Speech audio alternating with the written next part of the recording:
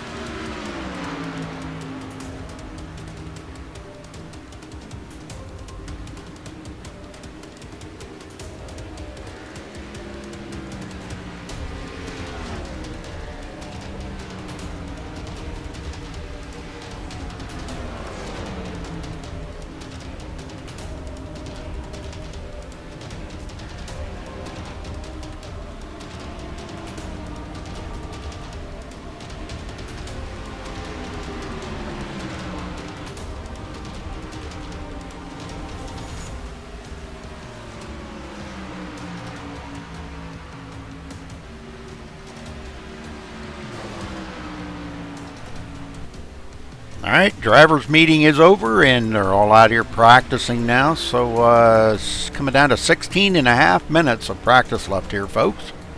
So thanks for joining us here on MaxSpeedTV today, and hopefully you do enjoy the show.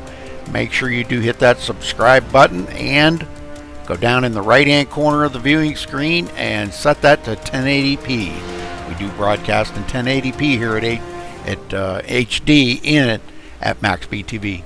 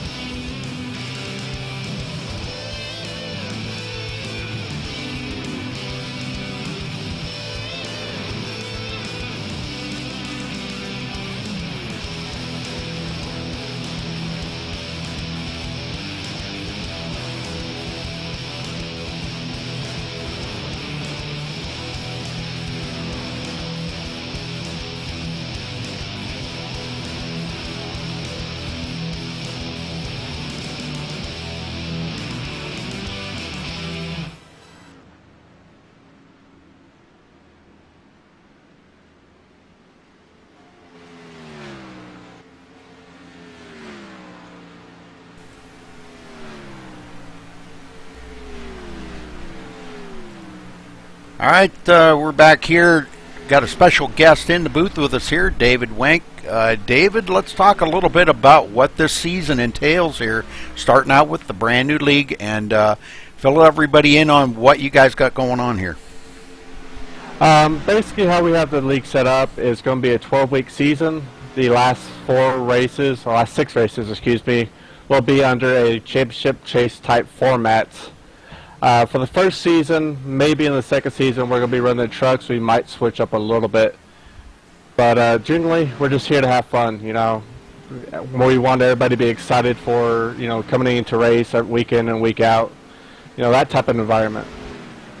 Well, explain a little bit about the format of it as far as the payouts and stuff like that, being this is a cash league. Oh, sorry about that. Payouts generally will be the top 10 will be paid out. The winner will be get $30. It's $6 to enter the race. So if you win, you get a nice $24 profit there. That does sound pretty interesting. A lot of guys really, I'm sure, like that format. We got about 27 drivers in here tonight, so that should be a pretty good showing for the first race of the season. Oh yeah, we're very excited for the showing tonight. We thought roughly about 20-25, so this is, you know, we're really happy with 27. Yeah, I know there's, you know, the racers in here are from all walks of life here coming into here tonight. We know most of them. We've raced with and amongst a lot of these guys out here. But what kind of, race do you expect here tonight? You guys have ran some practices throughout the week, so what are we expecting here tonight? Well, I expect some long green flags runs. We might have 1 or 2 cautions if it's anything like the qualifiers. But the qualifiers have been running very, very clean. The Monday night qualifier, we have 2 qualifiers. The Monday night one only ran with 1 caution. And the one Friday night only had, I believe, 2 cautions. Well, that's pretty awesome. They've been really clean. So expect long green flag runs tonight. Very good.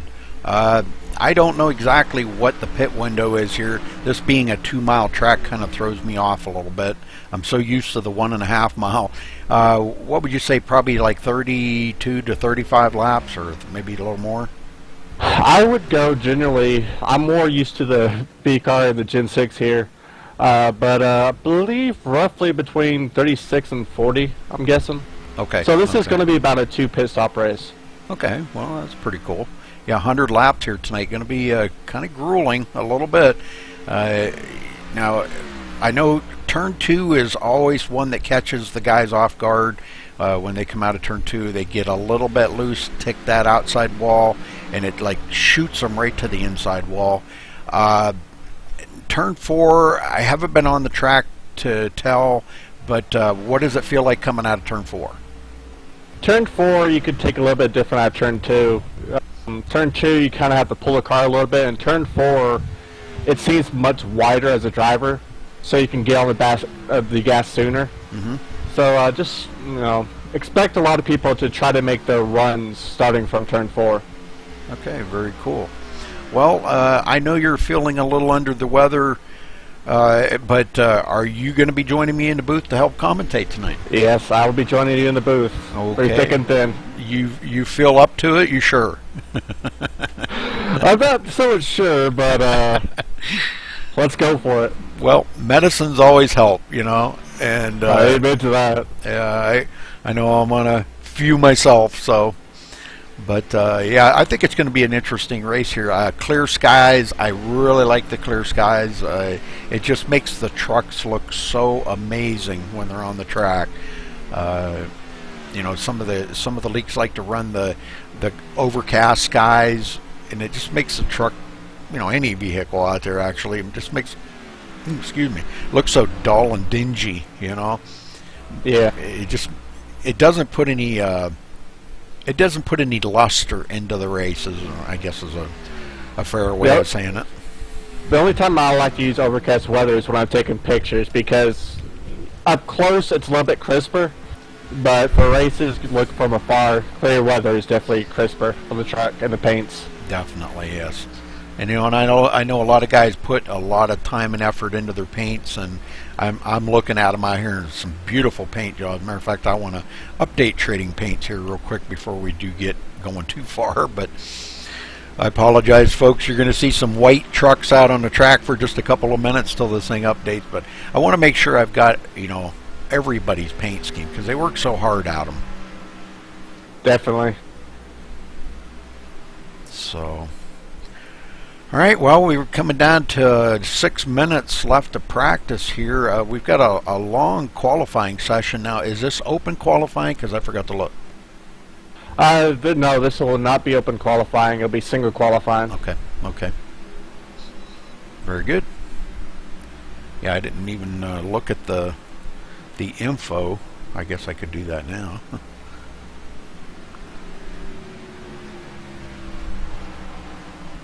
10 minutes of qualifying. Okay.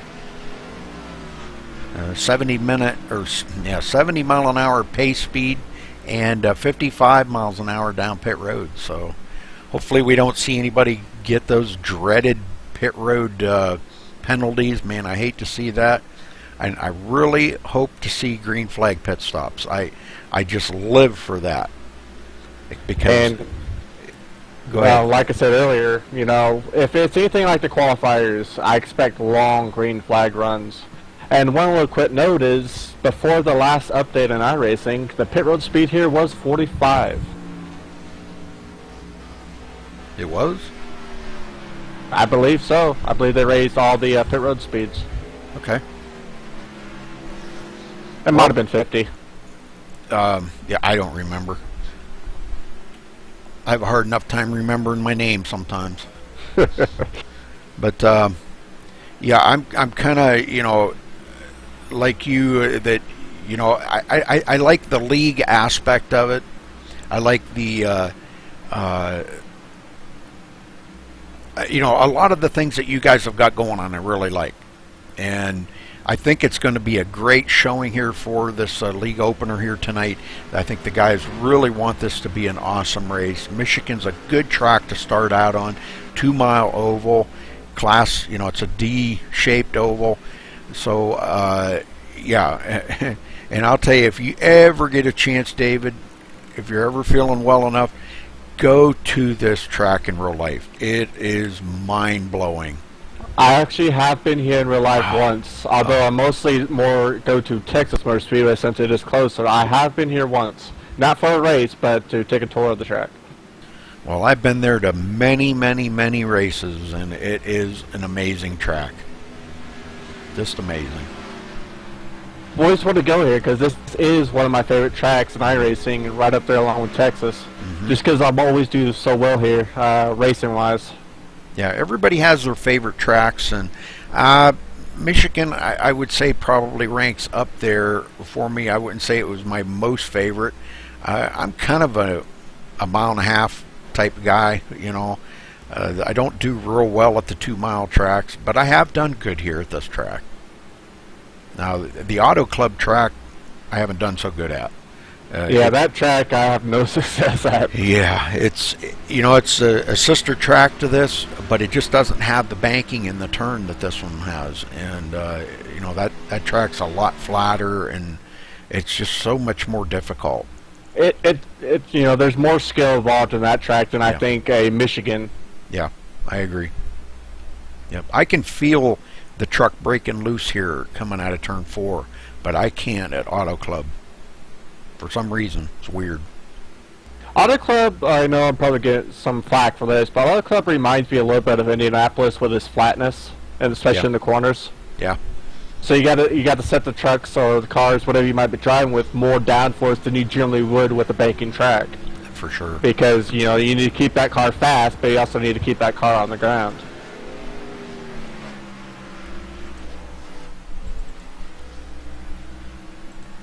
Well, I don't know if we have any Canadian drivers out there today, but I have the national anthem that I'll play here at the beginning. Of course, it's for the United States of America. I don't have the Canadian one. We have a few Canucks up in the tower, so we might be able to get you a Canadian national anthem here next week. All right. I would regret saying that too. All right, coming down to a minute and a half left till qualifying starts, and yeah, I'm looking for a good race here. I think that this is going to be really a good opener for you guys, I think. And you know what, being televised, David, is I think it really kind of sets it apart from a lot of leagues. You know, especially like a season opener like this, that it gives people a chance to go back and watch it later, and they get to see the things, you know, that they can't see when they're out there driving. They can't see what's going on behind them. They can't see what's going up ahead of them. They can't see what brought out the caution, you know, while they're racing.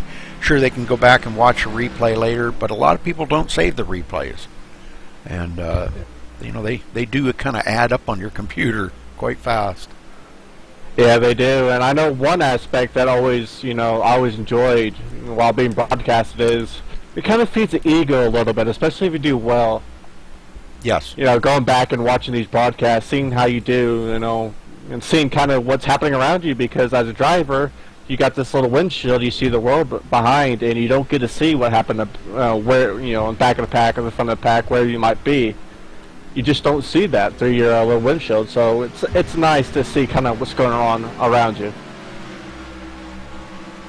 And then it kind of gives a chance for you know, the drivers in here, their friends and family can watch them race live, and also they can share the link with, you know, their friends and families, and maybe they share it with their friends and families, and it gets out there to where a lot of people can watch this race, you know. So yeah. Okay, we're about to head to qualifying, so if you'll bear with me a minute, David, I'm going to play the national anthem.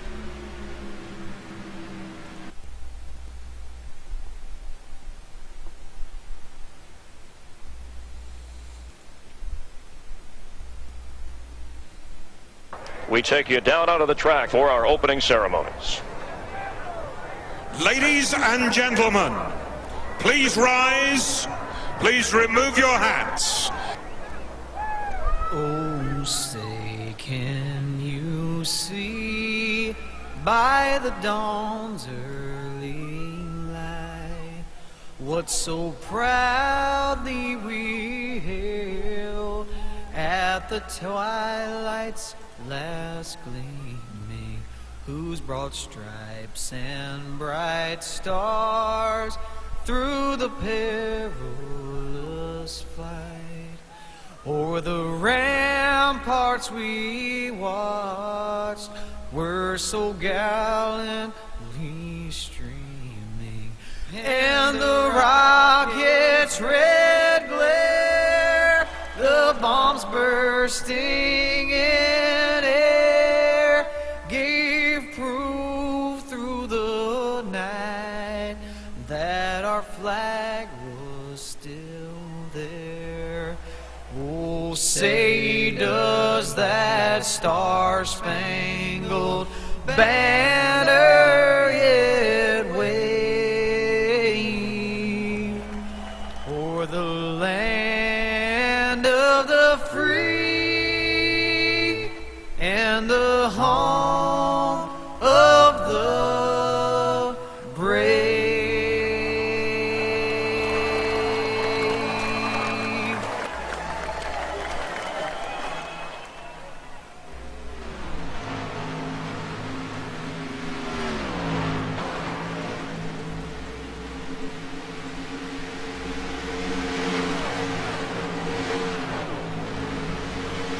Okay, David, we're back here, and time's starting to come in now.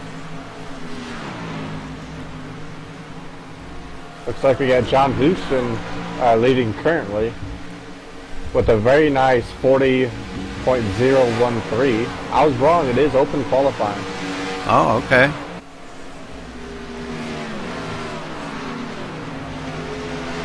Well, I'm watching under the watch tab, so it really doesn't matter to me. I may be wrong again, it may be single one. I'm getting a little confused. Yeah, it is single, because if it was open, then I'd be able to see them all going around, and I only see one. I blame the medicine. There you go. That's a good thing to blame it on. That's my story, and I'm sticking to it. There you go. I blame a lot of stuff on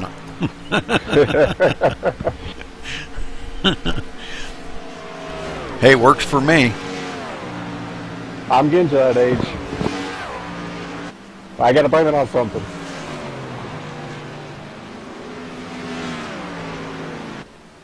So far, we've had 22 drivers put up a lap. And looks like John Houston might actually get the pole. Followed by George Bark and Jason DeVries. I'm going to butcher that name badly. Oh, look at that. Holland coming in, beating out Houston now.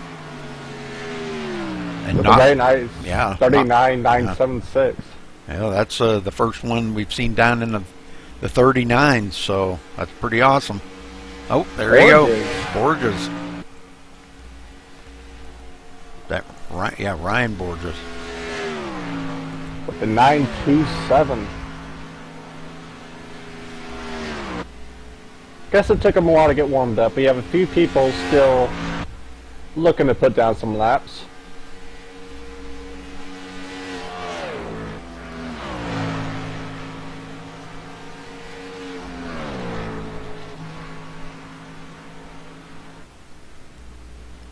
I would definitely look out for the Racinos because they are good.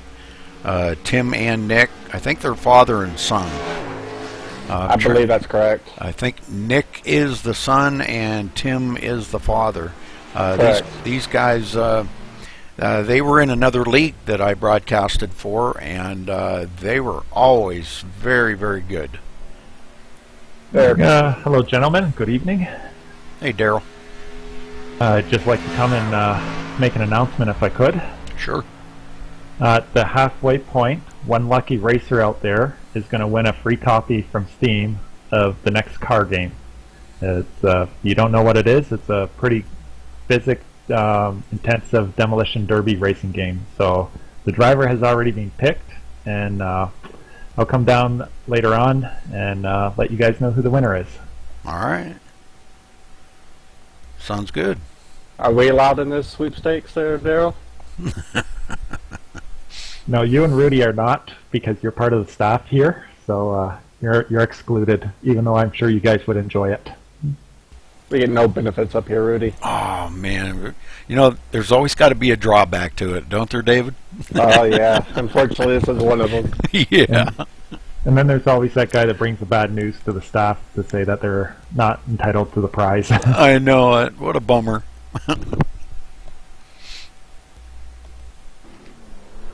Well, Daryl, I hope everything... oh, he left already. Wow. Yeah. He's like that. Well, he moves around quicker than I do. That's good and bad.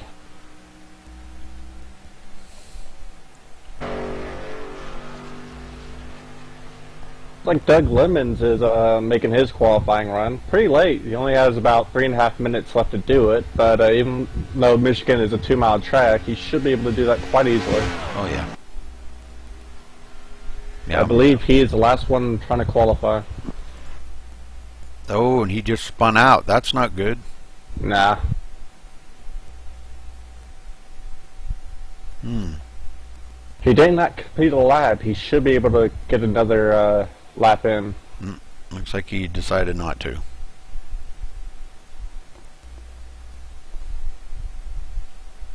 Looks like we might have 28 drivers tonight.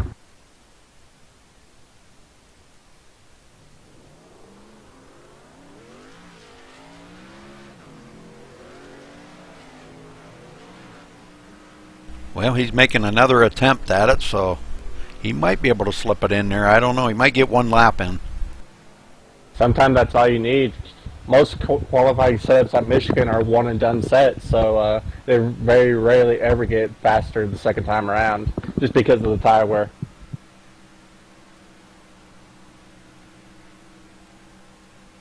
That's one aspect Michigan is like a mile and a half in that aspect. It's usually one-and-done type Q sets.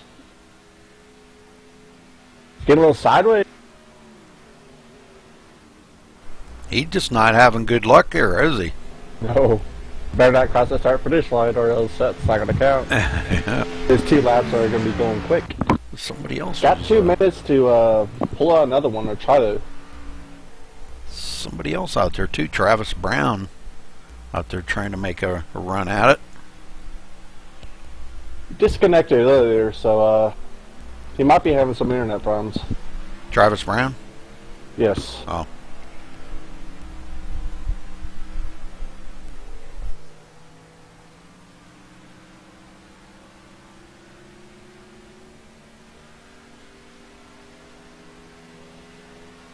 Yeah, while you want a loose truck here, you don't want it that loose. That's pretty awesome though. Ryan Borges on the top. That's really cool. I'm a little biased with him since he is a member of my team, so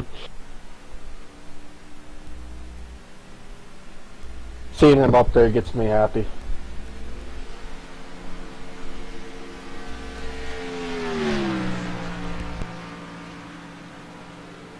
Travis Brown clocks in with a 44.39. That puts him 22nd in the field. And now Daryl's out there trying to lay down a lap. Daryl Cronkrate. I don't think this is going to go too well.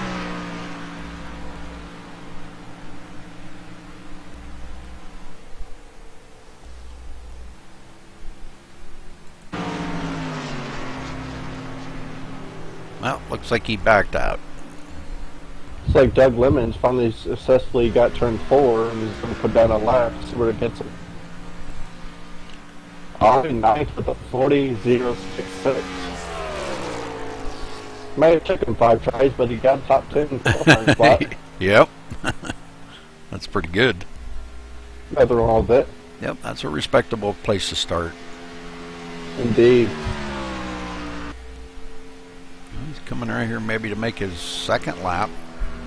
I don't know if he's going to get it across the line in time, though. Nah. Nope. All right, we're going to, let's see. Not too many people qualified, so, ooh. Let's see here. So, you got any favorites here, Rudy? Oh, I don't know. I got to learn this league a little bit first, but let's run down through the starting order here. Ryan Borges on the top. Congratulations to him with a pole of 39.927. Starting on the outside of him is the number 31 of Richard Holland. In third, the number 88 of John Houston. In fourth, the 42 of George Bark. In the number 1, starting 5th, is Jason DeVries, okay. All right. Go that. Ricky Brinkman in the number 55, starting 6th. Tim Mercino in the number 11, starting 7th. Jonathan McMinn in the number 92, starting 8th. Doug Lemons rolling in the 9th spot in the number 70. William Budd in the number 76, starting 10th. Don Stevenson in the number 47, starting 11th. Ryan Keese in the number 3, starting 12th. Dominic Dieball in the number 15, starting 13th. Martin Porter in the number 8, starting 14th. In 15th, Michael Tibbetts in the number 23. In 16th, Joel Wood in the number 79. In 17th, Everett F. Lane. Excuse me. That's a different Everett Lane. Starting in the 17th spot in the number 94 or 24. Dale Gravel in the number 2, starting 18th. Jay Anderson in the 18th, starting 19th. Charles Starks in the number 99, starting 20th. Chad Wilson in the 28, starting 21st. The 01 of John Pensula, starting 22nd. Travis Brown in the 33, starting 23rd. Brandon Cruz in the 56, starting 24th. Nick Racino, clear back away from his dad. Wow, starting back in 25th in the number 36. Dylan Akart in the 29, starting 26th. Phil Gary in the 68, starting 27th. Gary Bauer in the 27, starting 28th. Stephen not on James Wilkes. Okay, I guess that's it. Breen Johnson, I guess, taking up the rear of the field here in the number 59, starting 32nd. I do believe that is Everett D. Lane, but he somehow got his name changed. Okay. very good. Okay, let's make sure we are live. We are. We're ready to get this thing off and going. They're coming down the backstretch now. Just real quick, if I had to pick somebody for this race, it might have to be John Houston in the 88. He's been fast all week. Or the 47 Don Stevenson, because no matter where he is, he always seems to be in front towards the end of it. And he's starting back in 11th. Well, I'm going to have to go with Jay Anderson. I know Jay Anderson. I know how he races, and I think he's very fast in just about everywhere he races. So I think you asked me if I had a favorite. I'm going to have to go with Jay Anderson. And I believe Jay Anderson is starting in 18th.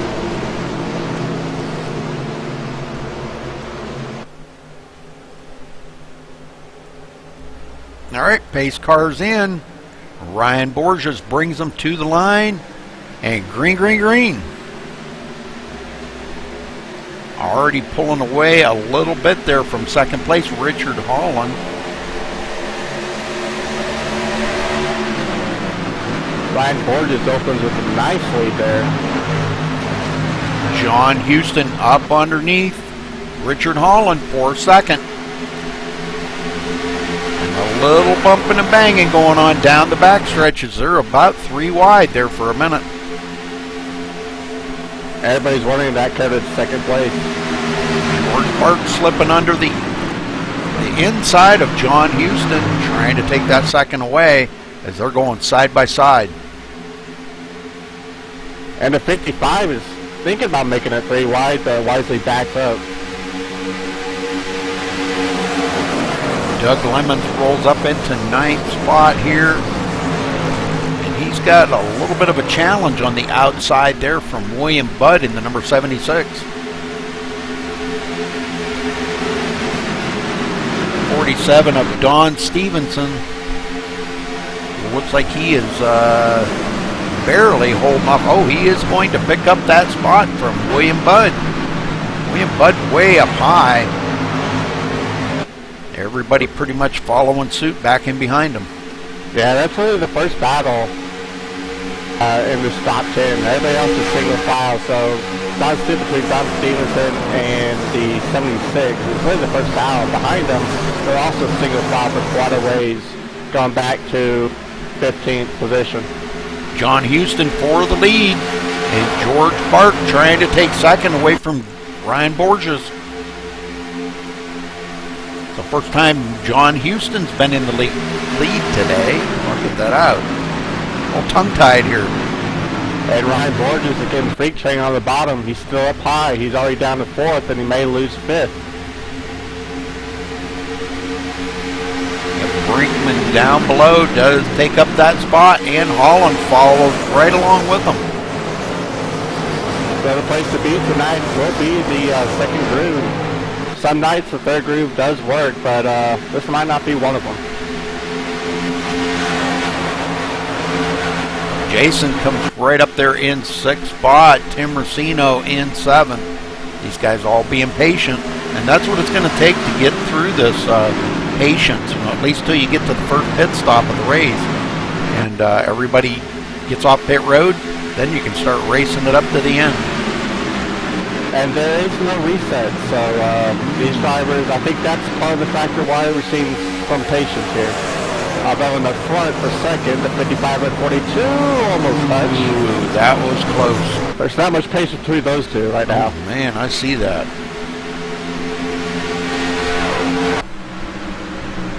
Yeah, that was a pretty close call right there. George kind of kept him pinned right down to the bottom. In the meantime, George has fallen back about 0.4 of a second off of our leader, John Houston. And Houston, like I said before the race, you know, him being one of our picks, he's been fast all week long. So I think he's going to be at least in the top 5 by the end of this, if not winning it.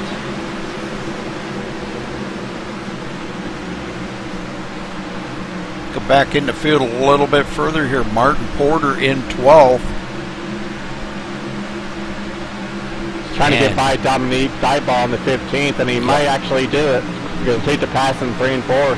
You got Ryan Keese in the 3 right behind the 8. He's going to follow the 8 on the outside, and maybe now he's going to drop by the 15. Draft being so important here, you know, you wouldn't think it would be, but anything actually, 1.5-mile tracks are very draft prone, and these trucks are great to draft with.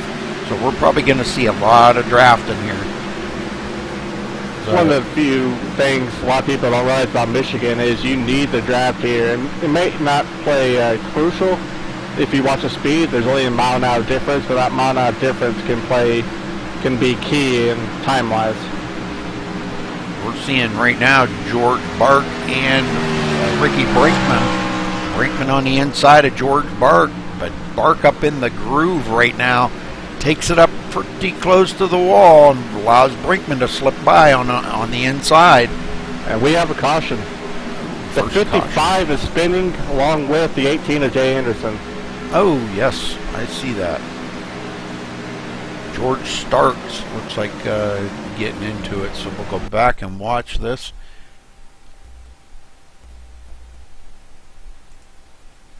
And remember, with no resets, these guys are going to be taking a while in pit road to try to get these trucks repaired enough to race and be competitive.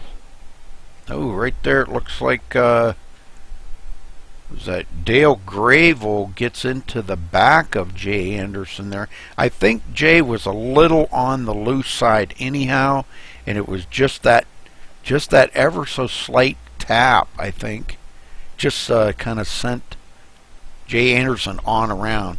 Not Dale's intentions. I know that. He was trying to get out of the way there to get around Jay and did not mean to hit him. I know that put Dale actually up into the wall, so I'm sure that wasn't his intentions.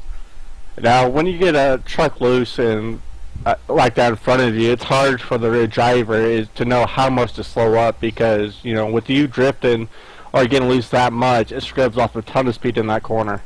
And it wasn't the 55, it was a 99, excuse me on that. Right. Starks was into the wall too, or into Jay as well. So everybody coming down pit road now. Pit road, just a flurry of activity. Oh, we got one into the wall, the 31 there of Richard Holland. Wow, he hit the inside wall a ton. And he's completely sideways on him, so he's going to back up and try to get back in that stall. And back up, so he's going to lose a ton of track position here. And plus he's going to have some optional repairs. That pit road crew is going to be busy trying to get that truck repaired. Costly mistake in pit road, like 31 Richard Holland.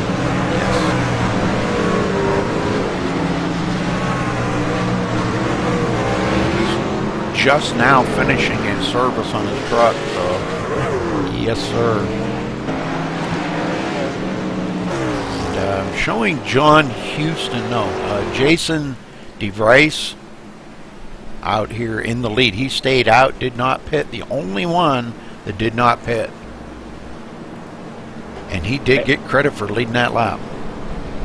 And the 31 actually got some help with the 32 of Ryan Borges in that altercation on pit road. They're both just going through their stalls. And 31 had to slow up a little bit more to reach his stall, and the 32 was trying to get to his stall.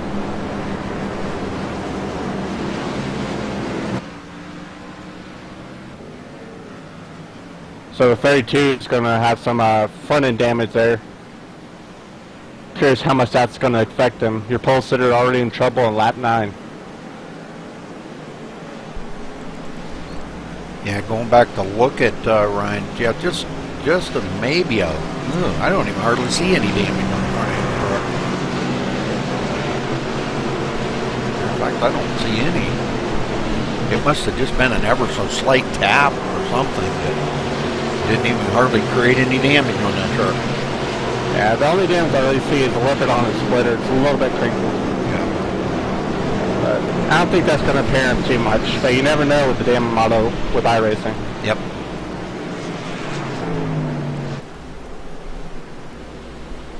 He has apologized in the race chat, so you know he didn't mean it. Yeah.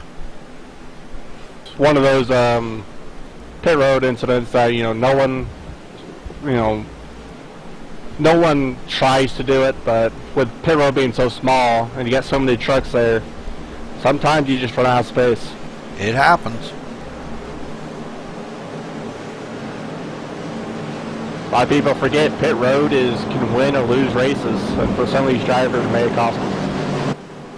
Yeah, I say that all the time. That's why I like to see green flag pit stops, because it puts the whole race into the driver's hands. Because if you make a mistake on pit road, it can cost you the race. And I've seen that happen so many times, David. It's just unreal. It's happened to me a bunch of times too. Me, under green flag conditions, spinning it in pit road on the entrance to pit road for trying to be aggressive. And it's cost me a few wins in leagues, so I definitely know the feeling of that. That's why one of the first things I do when I go to a new track is practice pit road entry.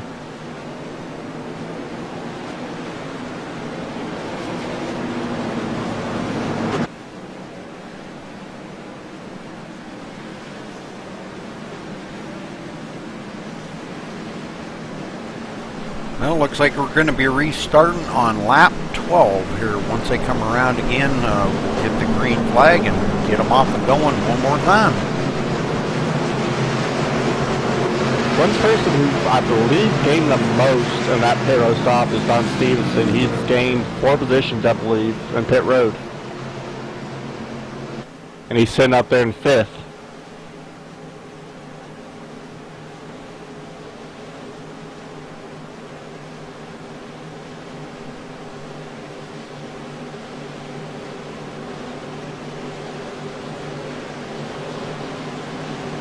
With the restart being on lap 12, we're going to have about 88 to 87 laps to go. So far, it's been a pretty good race. What do you think so far, Rudy?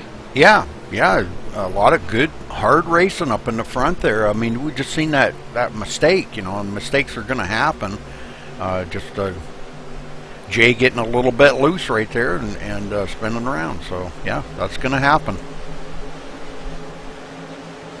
In a long race like this, you got to expect, those little things. It's just a shame it took, 3 trucks out with it. And we are green. The 1 gets a commanding lead over the 88 at Houston. The 55 and 42 are battling up for 3rd place, respectively.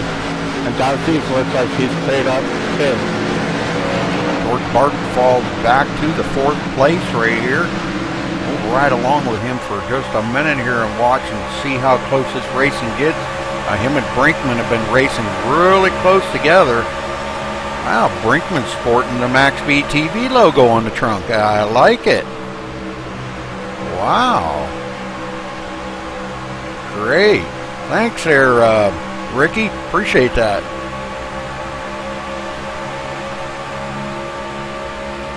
You got some good battling here, just in the round 10th and 11th.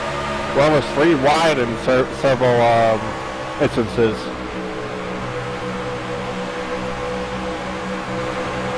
Looking back on the rest of the field here from George Bart, it looks like all the way single file all the way back to that, and they look like they're having a good battle going on back there.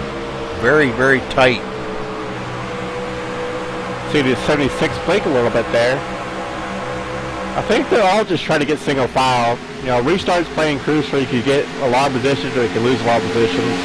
That's where a lot of drivers are the most aggressive. And after a few laps, they all kind of get settled down. And it's just what you're setting brings to the table. Doug Lemon's into 7th right now, falling right behind Don Stevenson. And Tim Racino into 5th.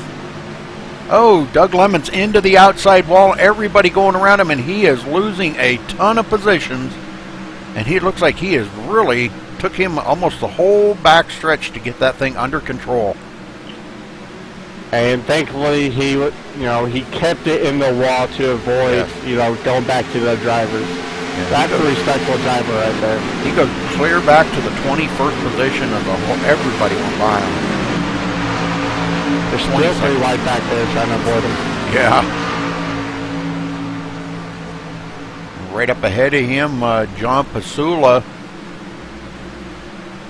on the high side, and Richard Holland gets by him and goes into 16th. And it's a long ways up ahead to Jonathan McMinn running in 15th, and quite a ways ahead of him, Dylan Acart. Is that how you say that? Acart? Carty. No, yeah, Cart, yeah. Acart, okay. And we've got some battling right ahead of them. Dominique Dieball. Man, that's a mouthful there. I'm sorry. Just quick to jump in, the 18 has come down to pit road. Jay Anderson has come down pit road. Should I get some more of that truck repaired? Looks like he may have taken it behind the wall. Oh, no, he is on pit road. Okay, you're right. And round 8th place, we have 2 wide, 2 deep, starting with Ryan Keys and Martin Porter. Just behind them is Nick Rossino and Dominic Dieball. The action heating up out just around the top 10 position. Right. Yeah, looks like they're having a pretty good battle there for them. Those positions being pulled around there by William Budd in the 76, the M&M Chevrolet. And these guys running about a second, 1.1 seconds behind Jason DeVries, who did not pay in the last pit stop, and it's one that's costing him a little bit. He may have done that for track position. I don't recall where he was before that caution. Yeah, I didn't see where he was, but yeah, starting from the top spot, on that restart. But yeah, he's falling back to 6th place now, which really ain't too bad. I mean, that's... Ooh, contact the 2, 3 in the 8. The 3 touched the 8 and he wiggled a little bit. Nice save there by the 8. Yeah, lots of bumping and banging going on back here. That costs the 3 a little bit of momentum. Sometimes you got to put a nose on the bumper sometimes. Yep. And he's got Nick Rossino right behind him, keeping the pressure to him. And now the altercation got these guys singing fire a little bit. They may have said, whoa, okay, that's a little bit too aggressive. Let's settle back a little bit. Yeah, I think, having no resets in here does really tighten the field up a little bit. Kind of makes people pucker up a little bit when they see something like that coming and they back out of the throttle versus the alternative of keeping the throttle on. We might have a battle for the lead here soon with Ricky Brickman battling John Houston. He tried to pick his nose a little bit in there, but wisely backed off. That's pretty good that he has closed right up on his bumper like that. That's and we may see that pay off for Brinkman, because coming out of 2, if he can stay tucked right up underneath Houston's tail like that, he could take the air off of Houston's truck. Indeed, with him being behind him, he is saving a little bit of tires and fuel. And George Bark is actually over a full second behind these 2. So these 2 are pulling away from the pack right now. Yes. Tim Rossino is in 4th, about 1.5 seconds back, and Don Stevenson running out of your top 5 with 1.6, almost 1.7 seconds back. So your front 5 really is pulling away from the rest of the field. Stevens, he's come from 11th, and he's Stevenson come from 11th and running in 5th, so that's good for him. That's one guy you gotta keep an eye on. He always finds a way to be in the top 5. I'm a little biased towards him because he's running, he's part of my team, but he surprises me a lot of times. He's trying to make a move on Rossino, but backs off a little bit.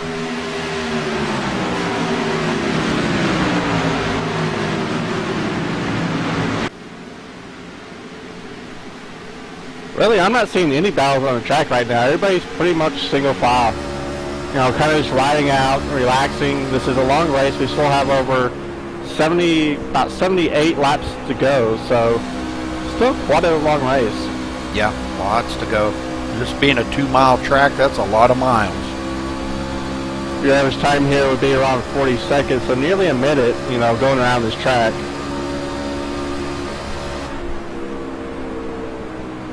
Saw Jay Anderson come back on the track, so it looks like he got repaired. They're going to try to make another run to get some positions for the championship points. Yeah, when him and when Starks got into him, that put Starks back. He's running 3 laps down right now. They're back here in 28th position. So him and Jay with a lot of damage on their vehicles. I think Starks may have got the worst of that because that truck is done. The front splitter is pretty much messed up, and that rear splitter's not looking too good. Don Stevens drafting off of Tim Racino right now.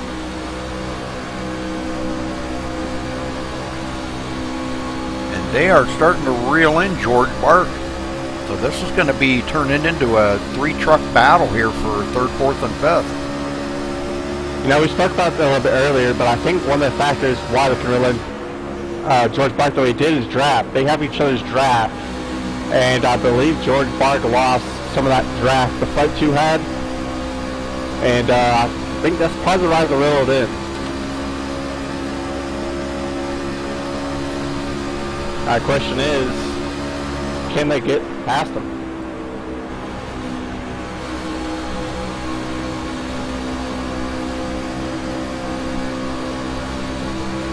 I had to turn your volume down just a touch because you were like distorting. It was so loud. Caution out.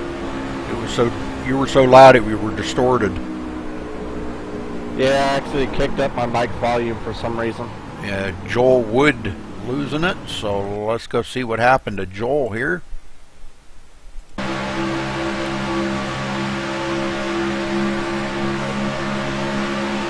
Going into just a self spin. Into turn 3. And the 29 right behind him, I believe, takes the air off of that rear spoiler, and then he just taps that corner again, and about like Dale Gravel did earlier, and since just like finishes the spin for him, you know. Yeah, 79 was already on his way around, and the 29 was like, here, I'm going to help you a little bit. Yeah. All right, well, let's see if the guys do come down pit road here. I would imagine they've been on these tires for about 12 to 13 laps, so. Yep, they're all coming down pit road now. While generally Michigan, you know, is a good tire wear track, you always want those fresh tires. So I would actually look to see some people take 2 tires here to gain some track position.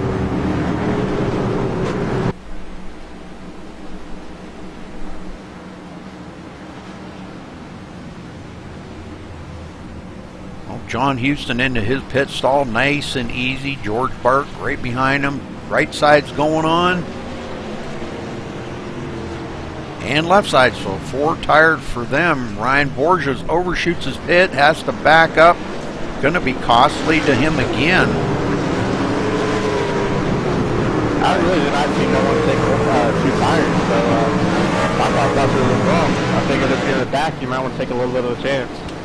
Brandon Cruz stays out, wanting to lead a lap. Didn't quite get to lead that lap yet. So let's see if he does stay out this time, or he may have just delayed his pit stop one more lap. I don't know. Well, I do get a bonus point for leading a lap here and leading the most laps. Right. So he might be trying to think long term for the championship there. Right.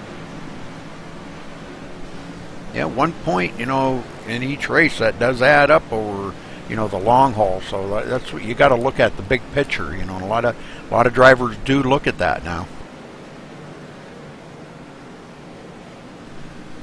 It looks like he is going to stay out. Well, he did pit under last caution, which was on lap 9. So give or take, you know, he's been on these tires for about 17 laps. Mm-hmm. And that's less than usually half of a run, so he might say, okay, I'll stay out. I won't lose that many positions. So I'll do something what the 1 did. And I believe the 1 stayed around 6 or 7. He does get to score that lap. John Houston going to be restarting on the outside of him. Ricky Brinkman 3rd, George Bark 4th, Tim Racino 5th, Don Stevenson 6th. Jason DeVries in 7th, William Budd 8th, Dominic Dieball 9th, and Nick Racino your top 10.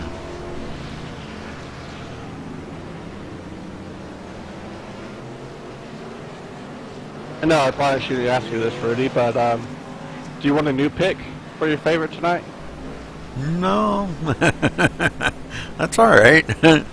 I picked Jay to win. I'm not going to fall back on my. I don't want to like disrespect him. You know, He still might win. He still has a chance to win this. oh yeah, there's a lot of laps to go. A lot of things have to align, though. I've seen guys come from 4 laps down and win it, but I've never seen from 8. But My hey, record is 2 laps. yeah, the weirder things can happen.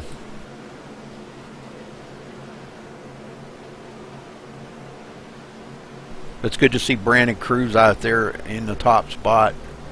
I was looking to see where our pole sitter, Ryan Borges, is going to be restarting back in 17th place. 2 costly pit road miscues have really hurt him, under these 2 cautions. So he was moving up the field a little bit, but starting that from behind, you got to wear out your tires a lot just to try to catch up. And so by the time you get in the top 10, you burn most of your stuff up. So. And that comes into what you were talking about a little while ago there, David, about practicing your pit road entrance and exit. That's just as important as turning laps on the track. In a long race like this. Indeed, with Michigan, pit road boxes are slippery. We've all had problems with Michigan. So you got to be on the brakes earlier and a little bit harder than you usually do, and I think that throws some drivers off, which is how slick it is on pit road. Absolutely. It's like the 36 is blinking quite hard.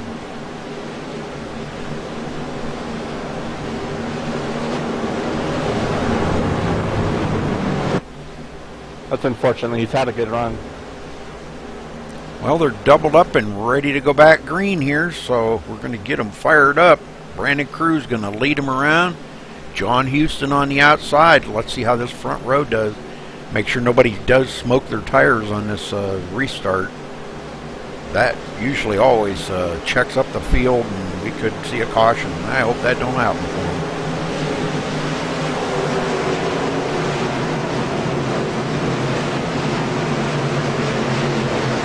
Brandon Cruz is going to lead John Houston, Ricky Brickman, George Bart, Tom Rosano, Don Stevenson, Jason DeVries. Pace car's in. Green, green, green. I think the 54 might have smoked him a little bit. Or the 56. Oh, we got a wreck back in the back, and that's going to collect a bunch of them into it. No caution, though. A bunch of them got into that. 18. We got 4 wide up front. Look at this, 4 wide. Oh my. Coming out of turn 2, there were 4 wide. The 79 is destroyed. That part of the gone. I'm surprised there's nothing off there. John Houston back up front. George Bark in tow. Oh, the 8 spins with a little help. And back up onto the track again. And collects. Oh, look at here. Now here comes another one. Chad Wilson. And there's the caution. Oh, I think everybody but like 2 trucks have been involved in a wreck. Oh, I hear a couple blown engines here. Okay, watching this from Jason DeVries. We're going to try to catch the first. A little bit of bumping right there, looked like by Nick Racino. DeVries down on the low line, and it looks like Nick comes down across. I think that's Nick. Or is that Tim? That's Tim. I believe that's Tim. Tim, excuse me. I am sorry, Nick. They're 4 wide at that point. Just, he kind of... I don't know if he didn't know that he was down there, but he was down below the white line, so... They go for a ride out across the grass, and Tim comes back up onto the track right in front of traffic. Oh, and the 68 collects into him. That's probably going to pretty much end the 68th day. That's Phil Gary. I don't know if he's going to be able to continue or not. I'm back on this first wreck that happened on the restart, and it's just a matter of what you talked about before. The bottom line checked up, the 0-1 checked up, and the 27 hit the The 01 hit the 2 and the 27 hit the 1, spinning him right into the 79 Joe Wood. That's what started the back one. And this is caution number 3. We've had 5 lead changes today. A lot of these trucks supporting some good amount of damage. Just a couple of pit road takers there, not too many. The front guys all staying out. See a lot of these damaged trucks coming to pit road, try to get some of these stuff repaired.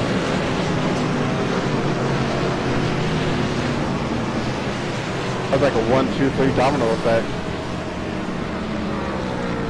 Like a 3 wreck special. I got another broadcast to go do immediately after this one. It'll be 3 in a row for me. Oh, there's another 1, 2, 3. Threes are popular tonight, apparently. I guess. Well, John Houston back out in the lead has led 21 laps so far tonight, more than anybody else so far. A couple other leaders, Ryan Borges led 2, Brandon Cruz led 3, Jason DeVries led 5. And a 56 of Brandon Cruz, I mean, actually did pit in that caution, so he got at least some laps and got to get some pair of fresh tires. Yep. That worked out well for him. Yeah, he's back in 17th, but he can work his way back up there. This is a hard track to catch up to the front, but it's not a hard track to draft together, you know, like 2 or 3 of you to draft together and work on and reel in somebody that's out ahead of you. So we could possibly see that here coming, you know, coming soon. Just real quick note, Chad Wilson and Tim Russell now have both took their cars behind the wall and left the track. So unfortunate night for them. Yeah, so both strong cars. So is Doug Lemons. That's another one. Martin Porter is bringing his truck out of pit road, but they're still the 27 to 68, the 01. 24 is back in the pit road, so a few trucks trying to get repaired as much as possible. The 92 also stuck on pit road.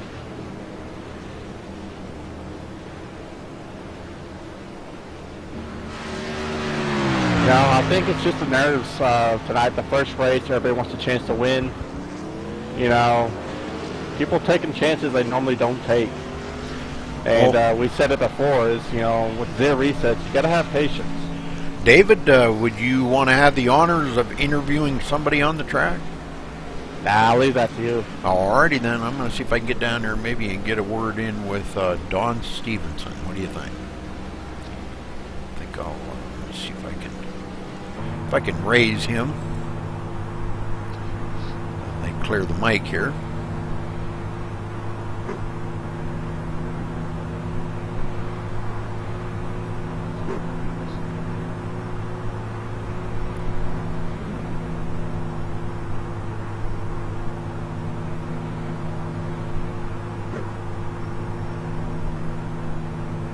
I don't know if they're ever going to clear the mic in time. Do you want me to pull them up in the broadcast booth for you? Oh, yeah, if you can. That would be great. Don Stevenson?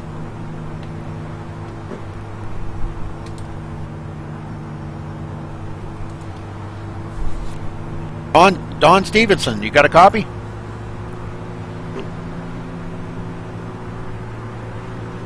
Don, we're here in TeamSpeak. Yeah, I got you. Well, Don, you've come from the back of the field. You're running really good right now. Let's see, you started 11th tonight. You're running in 3rd. What do you got for these leaders? Because you seem to be exceptionally fast here tonight.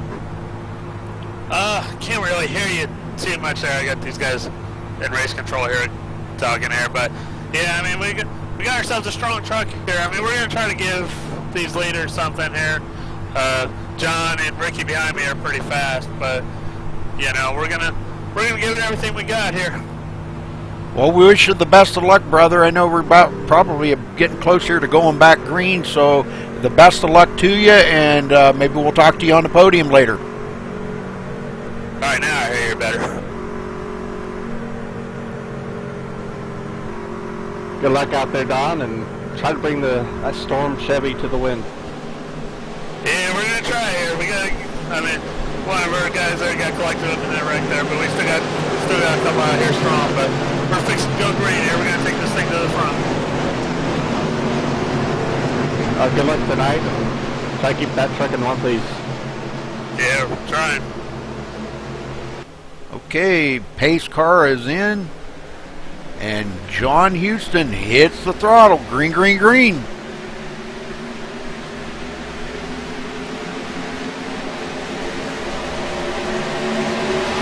Good start for everybody.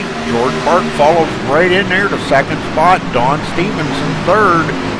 And William Budd trying to make a move on the high side, making Don stay down low and use that tire up. Well, the momentum is there on the high side. Looks like George Park is going to help Don Steve a little bit with the draft.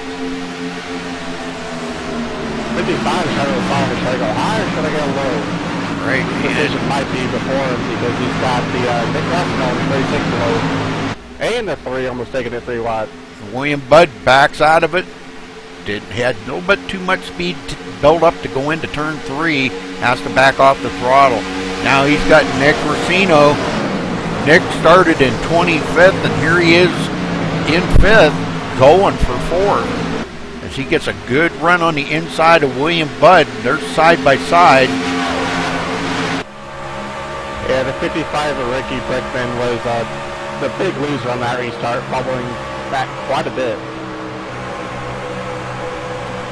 William Budd maintains that 4th position as Nick Racino falls right in behind him. Now takes it way over to the left, down on the low side. And starting to lose a little ground to William Budd. Brinkman on the high side trying to get by Nick Racino. The 3 pushes up into the 15, and they both manage somehow to escape that. And there we go, Ricky Brinkman driving on the high side by Nick Racino. So good job by them guys. Wow, nice racing, guys. Looks like a single file until the 7th and 8th and 9th place in the 3 and the 29. Yeah, I'm on Ryan Keys right now in the number 3. Boy, this is some hard racing right here these guys are doing. Yeah, they're acting like it's a lap lap. Yeah. A lap 38. Dylan Acart drifts up high. Richard Holland underneath him. That could be 4th position. You might take it. The 29 hasn't been that strong in the high side from what I've seen tonight. Now, Holland's got a good run and does clear him. So Holland goes into 9th, and Michael Tibbetts comes right along with them to take up the 10th spot as they cross the line, taking lap 39. Don Stevenson passes George Clark for 2nd, and George Clark is slowly falling back. The 76 was taking a peek, but backed up, and when George closed the door on him a little bit. Well, with these guys racing as hard as they are back here, that's allowed John Houston to pull out by 1 second over Don Stevenson now. Indeed. But with the battering done, expect that 47er to try to claw his way, chew that time up, but I don't think it will happen. John Houston's been incredibly strong tonight. It's his race to lose currently. 42 is taking a peek on the outside of the 47. Looks like the battle between the 55 and 36 is done with the 55. George Park taking a look on the inside, going down the backstretch, and he's got a great run on Stevenson. Going into turn 3, it looks like he is going to complete that pass easily, and now William Budd on the inside. And they really touch. Man, Stevenson going to lose a couple of spots right here. Budd trying to get by him. And Ricky Brinkman right behind these guys, watching it all happen right ahead of them. Do you think we should go down to tell the driver there's still 60 left? I don't think it would matter. I don't think either. They're having too much fun out there, I can tell. Brinkman now on the inside of Stevenson, so whatever Stevenson had, he's starting to lose some spots out there on the track. I think it just goes down to what I kind of said a little bit earlier. That low side is going to be king. You know, that second groove, that's the sweet spot for this track on virtually every car. And the third groove really does not work all that well. Nick Racino right here in sixth, and he's got Dominic Dyball right behind him. And these guys are all trying to freight train by William Budd. Nick Racino sticks his nose in there, but gets a little touch by Dominic Dyball. Kind of made Nick just a little bit on the swirly side coming out of turn 2. And while all this is happening, John Houston is still extending his lead now to 1.5 seconds. Yeah, he is just on a rail out there tonight. 47 and 55 are still going at it for fourth. That is Don Stevenson and Rickma. I'm saying that name wrong somehow. I know it.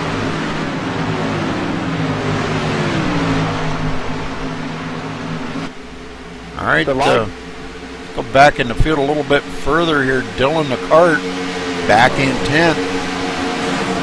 Michael Tibbetts in 11th. And Ryan Borges has worked his way back up to the 12th position.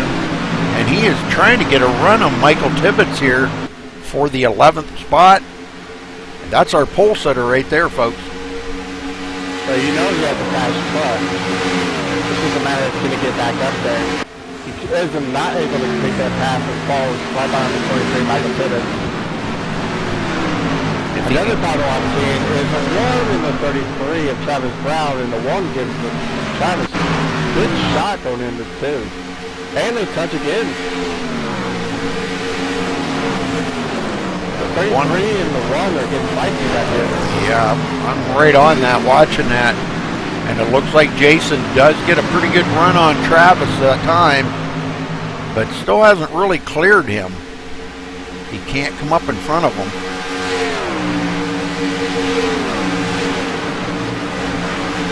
They're still door to door going down the front stretch and into turn 1.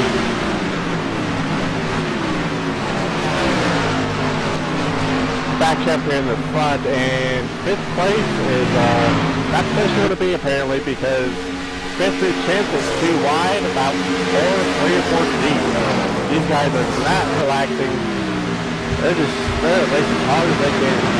All out, John Houston is still extending his lead. It's now almost 2 seconds over George Bark. Yeah, that is amazing. And George Bark got about a 6/10 lead over Ricky Brinkman now. Brinkman back here 2.6 seconds behind the leader. Don Stevenson in 4th, 3 seconds behind the leader. And right behind him, we've got a good battle side by side here with Nick Racino and William Budd. Them two are racing each other like it's the last lap.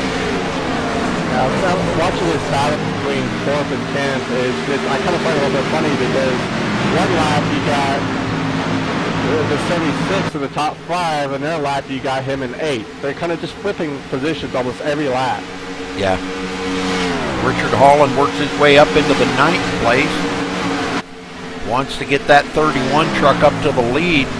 Running about 4.1 seconds behind the leader right now. Got a little bit of ground to make up when he clears these guys. The 3 of Ryan Keese in 8th. And still, we've got William Budd and Nick Racino beside each other. William Budd finally backs out of it and now is door to door with Richard Holland.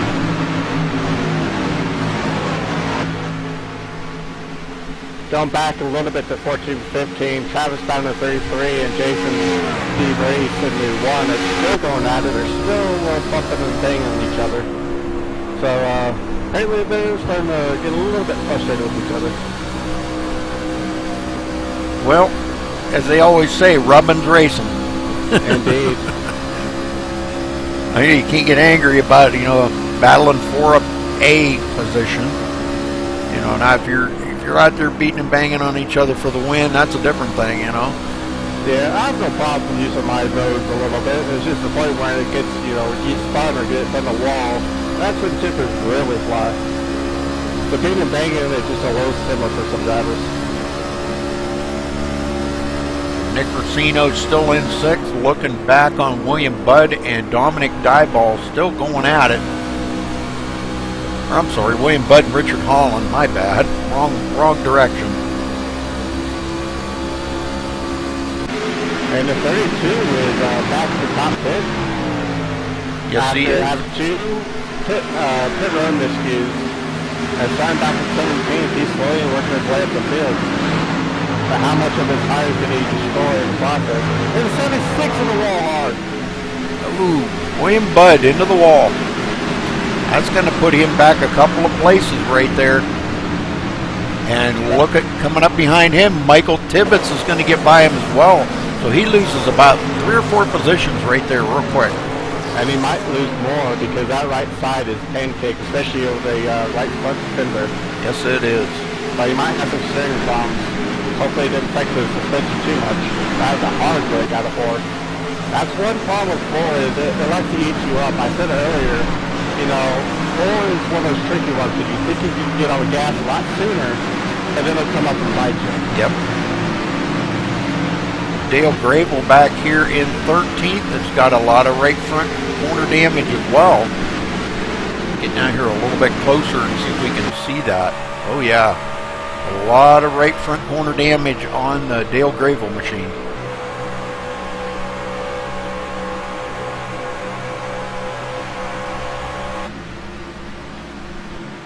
Now one guy we haven't talked all too much about is the 24 Everett Lane. He has no damage, but you know he's been in the back mostly, and I think that's strategy. You know, because even at the beginning of the race, he hung back quite a bit, so that strategy might pay off there. And now he's battling with Martin Porter. They're side by side coming down the front stretch here to the line, and loses that position from Martin Porter. He might be on the mindset of just let these guys wreck each other out and me gain some positions. Or try to make a charge at the end of it with some strategy. 2 tires or something. Alright, back up front, George Barton. Running about 2.6 seconds behind our leader, John Houston. John out there, he's heading for the next race already, I think, David. Yeah, he's already lapped the 27 of Gary Bauer and the 18 of Jay Anderson. I thought those cars so hard to let the leaders pass. Very good of them. Yeah, I'm only showing about 21 trucks now on the lead lap. Yeah, Jonathan McMahon in the 92 is still in pit road along with Phil Gary and the 68. Tim Russino, Chad Wilson, and Doug Lemons all have put their cars behind the wall. But Phil Gary and 92 Jonathan McMahon are still trying to get the truck repaired, but it's taken quite a long time.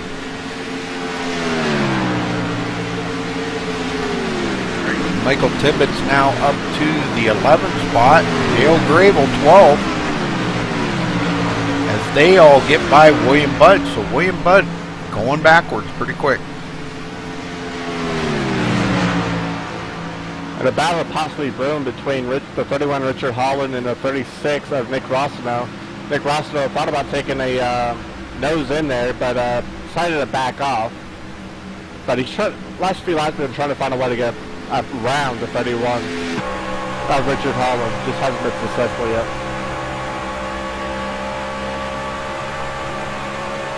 Most of your top 5 has remained in single file. There hasn't been much difference in the last 5-6 laps.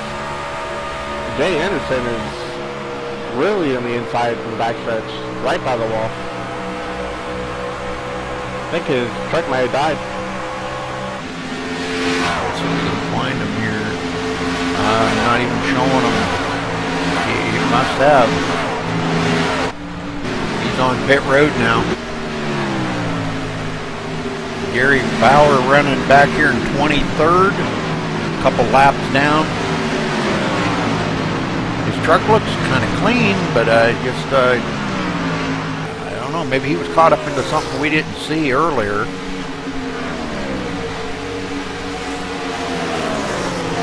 Hey guys, Yeah. Hello, we have Dale back in the house. I'd just like to announce that Jonathan McNinn is the winner of the next car game by Bugbear Entertainment, currently on Steam and just out of early access. Well, he may not have a rough night, but at least he gets to walk away with something. He's got to stay in the race though to win it. He's got to finish in the race, so by sitting in his pits, that will help him win it. But I heard you guys talking about Jay Anderson, I think, when I came in. Yeah, he's on pit road. Slow and back foot. Yeah, his engine it finally gave out. He got caught up in a wreck early on. That wasn't his fault, and he was going to drop out of the race at that point, and I said no, stay in the race, because every position that you could possibly make up could be a lot of points since we're using the new NASCAR point system. So by staying in, he was able to gain 5 more positions of people that had dropped out, so that helped him by staying in as long as he could. I was surprised he was able to fix his truck. He was smoking pretty bad when he took it down the pit. It's unfortunate his night ended, but we're settling into a pretty good long green flag run here, Daryl. We had a couple cautions there at the beginning, but I think it's settling into a good race now. Yeah, Don and Steph and I up in the tower there, we're pretty happy. We were even happy with the early starts and those early cautions. We thought some of them could have been avoided, but we felt the drivers weren't pushing it right off the start. They were taking their time settling into a single file, and groups were setting up and people were holding back a bit, waiting for the big one that didn't happen, and it seems to be going good. We're pretty happy right now.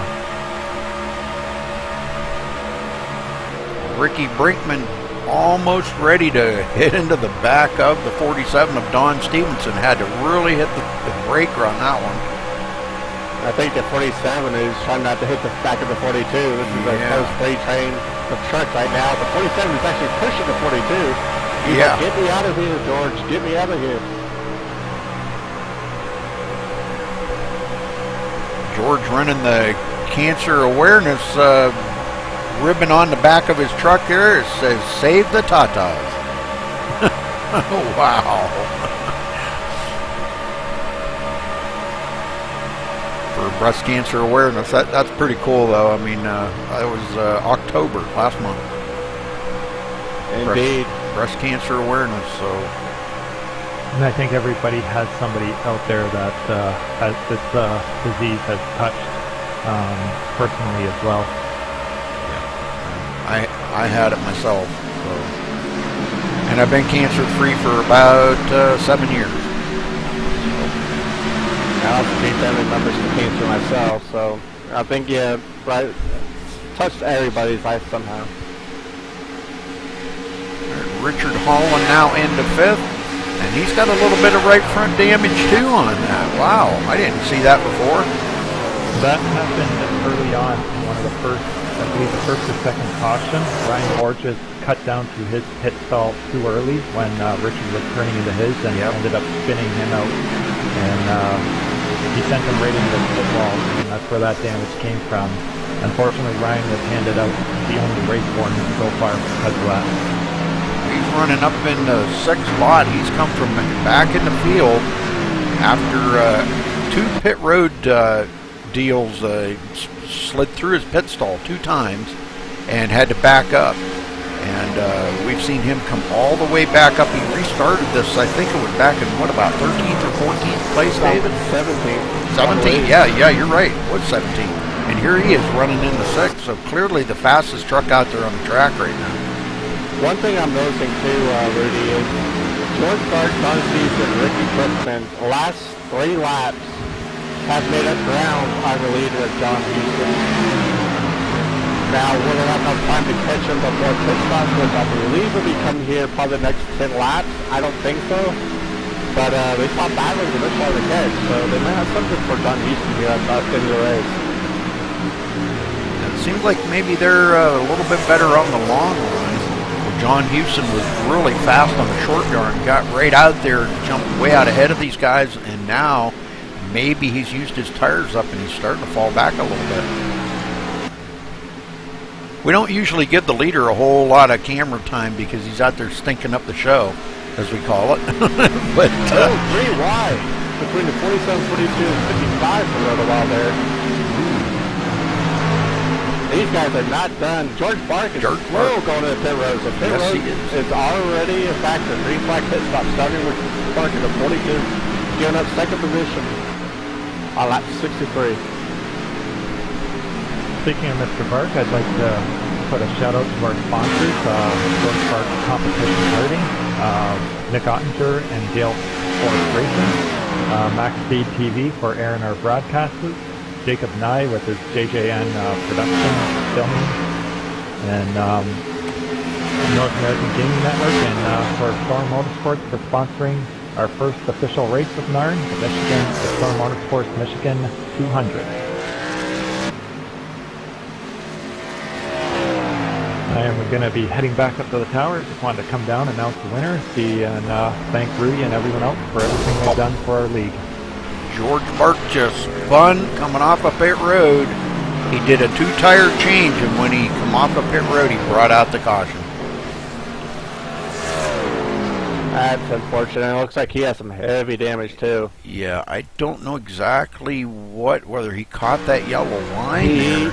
He got the grass and it shot that truck up in the air. He was trying to cut it down a little bit too much and wound up costing him. Tough break, top 5 truck, and be lucky to get a top 10 after this. That's unfortunate for him. So pit road continues to fight people in the rear tonight. Yeah, it sure is. Well, not what we wanted to see. We wanted to see the green flag pit stops happen, David, and that just kind of threw a clinker in the works right there, buddy. Indeed. George Bark had to take his truck behind the wall, so his night is at an end with that damage. But I'm not seeing too many trucks with at least some damage, so it's been a pretty busy race, except for the top 3. Well, I would have said John Houston and George Bark didn't have any, but I can't say that about George Bark now. Nah. I'm not seeing on the 47 yet, but that might change. The 55's got a little bit on the right front fender. And the 15 I'm not seeing a whole lot. So there's a few trucks still throughout the field that doesn't have damage. The 3, 36, but not a lot. Well, some of these trucks been through worse. John Houston bringing the whole field down pit road right now, so we will be watching to see who's going to maybe try a 2-tire pit change like George Bark did. I hope he conveyed that message to them guys. Don't try that. I think he just tried to get off a pit road too quick there. And, you know, when you're coming up around on the apron there out of 1 and 2, it can be a little slick if you try to hit the gas too much. Indeed, especially with how worn the left sides were. They basically ran 38 to 40 laps on this last green flag run, so those left sides are probably a little bit worn. Now, if it was 20 to go, that's probably when I'll be taking 2 tires, because it does work here at Michigan. Ryan Borges with a great pit stop right there. He's going to come out 3rd. He's on a mission. He wants that lead bad. And just a note on that one, David, he did not slide through the pit stall that time. Good pit stall entries, good pit stall exits can make or break your race. That's right, and he did excellent that time. That was an absolute great pit stop. 14.4 seconds. Nice. That was faster than Richard Holland and John Houston. Also, pit crews can apparently be paid more because 14-second pit stops. Woo. So far, it's been John Houston's show. No one's been able to keep up with him so far. Yeah, he's been out there for 56 laps. And I did a 4-tire change, so it's going to be catch John Houston again until, it's probably going to take us right to the end of the race. He's going to probably win it if nobody can get up there and challenge him right away. And because he just pulls right out to such a commanding lead, nobody can do anything with him. Yeah, I think the key is for the guys starting 2nd, 3rd, 4th, and 5th is to maybe not battle but just keeping the straight line to keep up with Houston, because they've shown they're faster than him in long run. And just try to stay within like half second for a second, you know, and make your moves in. Because they definitely were catching up at alarming rate every lap. There's almost about 100th of a second. Yeah, he's almost as fast out there by himself as they are in the draft. Isn't that something? That's dirty air for you. That can sometimes help and sometimes be not so very nice. All right, John Houston going to be starting first, Richard Holland second, Ryan Borges third, Don Stevenson fourth, Dominic Dyball fifth, Nick Racino sixth, Ryan Keese up to seventh, Jason DeVries in eighth, Dale Gravel ninth, and Dylan Acart in 10th. We're going to have about 30 to go on this restart, so everybody can make it on fuel with this last pit stop.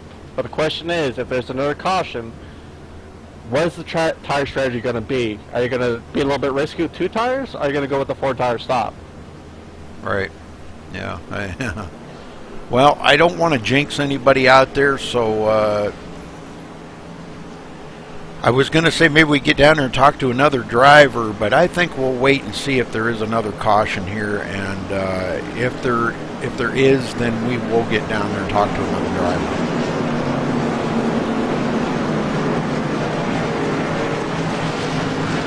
Sitting up here watching these guys race, I'm having a blast watching these guys race. They're racing hard.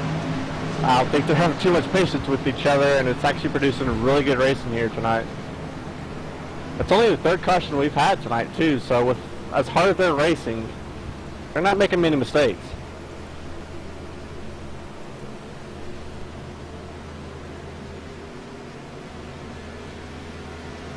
As they are doubling up, so we got 1 to go here. That's the 4th caution. As the 4th caution, excuse me. And we've had 5 lead changes, and John Houston's led 58 laps out of the 69. That's out of 68. So he's led all but 10 laps tonight. So apparently I raced one of the cautions from my head. But that's still pretty doggone good.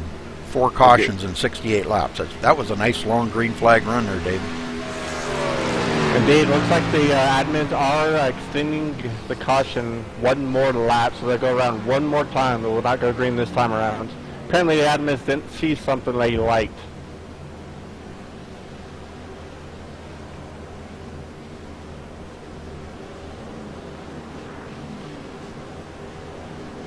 Hey, Rudy?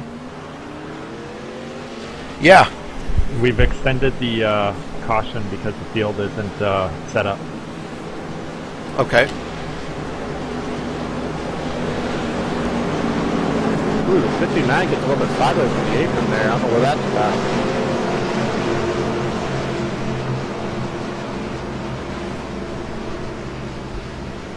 All right, the lights do go off this time, and we will get started back up, so it'll be 30 to go when they get the green. So, Rudy, how do you think this lap by laps will be? Well, I think it's going to be really tough racing up in the front. Ryan Borges has joined forces here now up in the front with Richard Holland and John Houston. I think we're going to see a really good battle here. We've got the top 5 right there is pretty much set. Nick Racino in 6th. Wow, this is going to be tough. I'm slightly worried about the 31 though, with the damage he has. Dale Gravel joining in that top 10 there also. So, it's going to be tough. It's going to be a very, very good finish, I think. And I think some of these drivers that were holding back, like Travis and Everett and Ryan, that were holding back at the start, you're going to see them pushing now. They took their time. They just played an easy race at the start. Now they're going to push all out probably. All right, we're coming to the green here. Pace car getting ready to dive onto pit road, hopefully the last time today. And green, green, green. Yeah, they lead the charge. It looks like the 31 got a little bit of wheel spin. The 47 is pushing the 31. of Richard Holland. And the 88 is just running away already. Yeah, and I don't think it's any surprise there. We knew that's what he was going to do. He seems like he's really fast on those new tires. But I'll tell you what, Richard Holland is coming. Indeed. 31 has cleared the 47, and we're being 3 wide with the 3 to 32 and the 36. Oh, we got some bumping right there. The 15 around. And that's going to bring out the caution. 3 to 2. Dominic 5. Dominic Diebold losing it right there on the turn. We'll go back and watch that as he starts to come around. And I think it was just one of them deals where, yeah, he was just losing the air off of the rear spoiler. And then once he started losing it, the one of Jason DeVries right there just helped him on around. Not enough time to... 55 had nowhere to go on that. Oh, Dale Gravel into that as well. Man. A lot of guys going to get tore up on that wreck. One guy I feel incredibly sorry for is Everett Lane in the 24. He was conservative all race, hanging in the back. He was making his moves, kept his truck clean. And with that wreck, it looks like his engine is gone. So, tough break for him. Try to stay clean all race, and as soon as he got a little bit aggressive, it turned down and bit him. It always seems like that's the way it happens, ain't it? Yeah, it's tragic. That's why I gave up being conservative. It's like, that works for me. Yep. Be aggressive.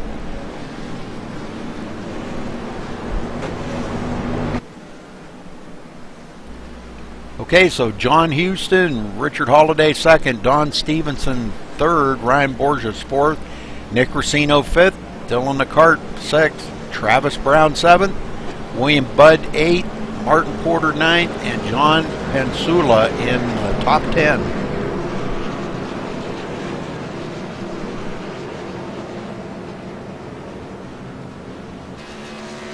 So the back half of the top 10 has been shaken up a little bit with all those cars going out. So you see some of the people that hang around in the top 15, just outside of that, back in the top 10, especially some of the more damaged trucks.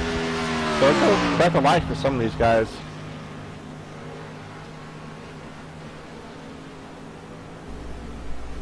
Well, you're watching the North American Racing Network here on MaxSpeedTV. Thanks for watching here, folks. Make sure you do hit that subscribe button and set that little gear over to the right-hand corner to 1080p because we do broadcast in 1080p here at MaxSpeedTV.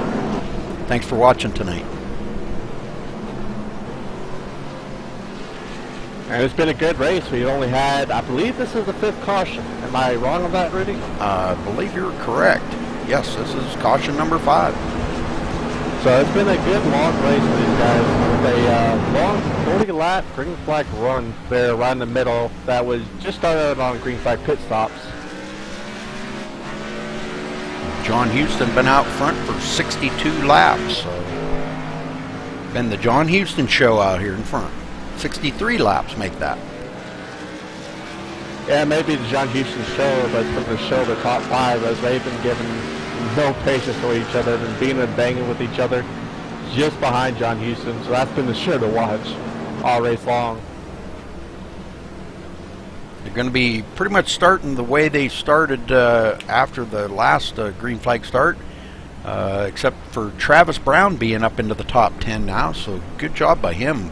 I know he was caught up in that wreck there earlier at the beginning of the race and had a lot of damage on the truck, and it looks like he's either got that fixed or figured out a way to deal with it and drive it. Might not have been too awful tragic on his truck, too much damage, because he's got it up into 7th place now. Another guy that's been a strong contender in the top 5, unfortunately hit the wall during the race, is William Budd in the 76. He's back up in the top 10 in 8th.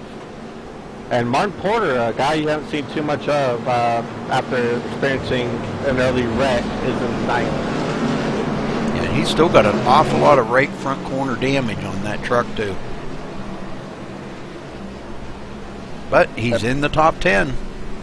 Indeed, he's selling the money. Remember, guys, top 10 do get paid. So expect towards the end of it, last 10 laps, 8th through 12th is going to get a little bit busy.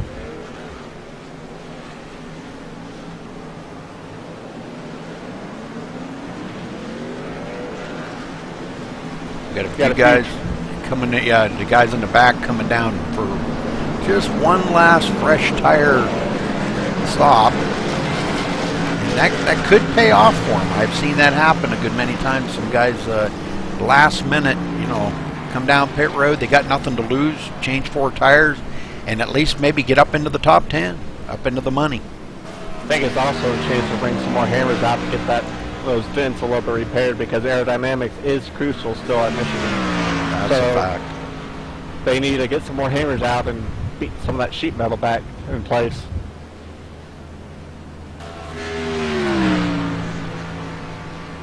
All right, looks like we're going to have 25 to go when they come to the line.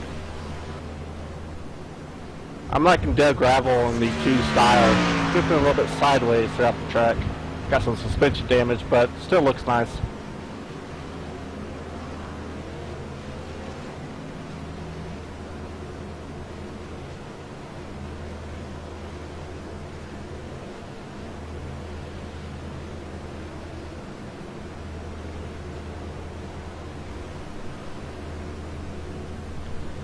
Okay, we're waiting on the drivers to come around here and get the green flag.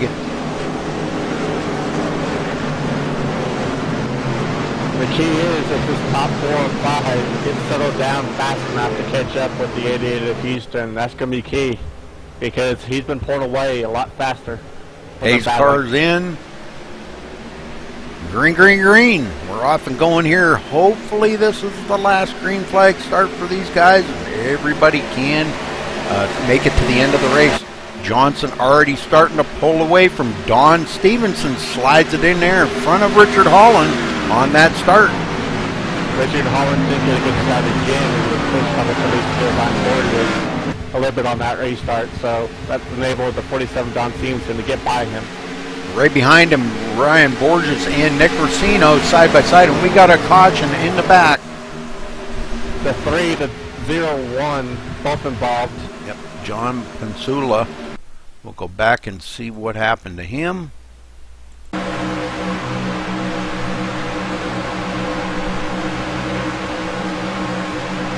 There, one guy in the wall, and I believe bounced right in front of the, right into the quarter panel of the 3. Oh yeah, he was stuck on that wall and could not get off of it, and then he comes down. Yeah, he got into the 3 big time there.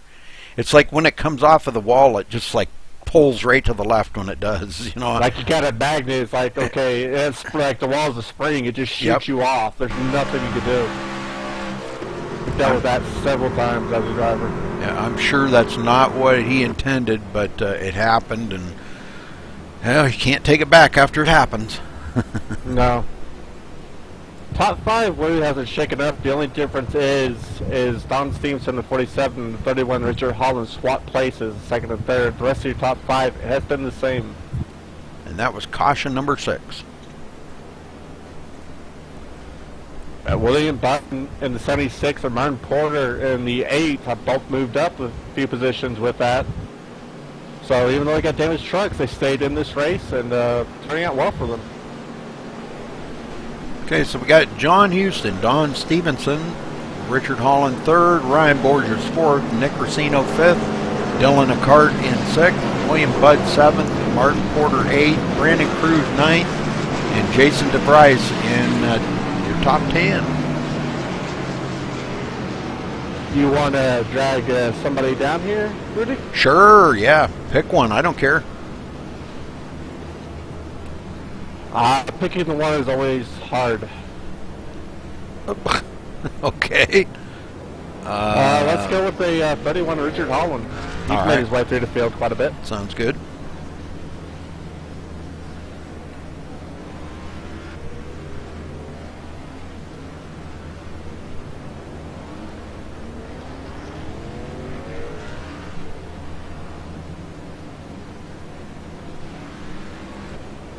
Was you going to drag him in, or? Oh, I thought you could talk to him on track. My bad. Yes, drag him in. Hold on. He may go kicking and screaming now.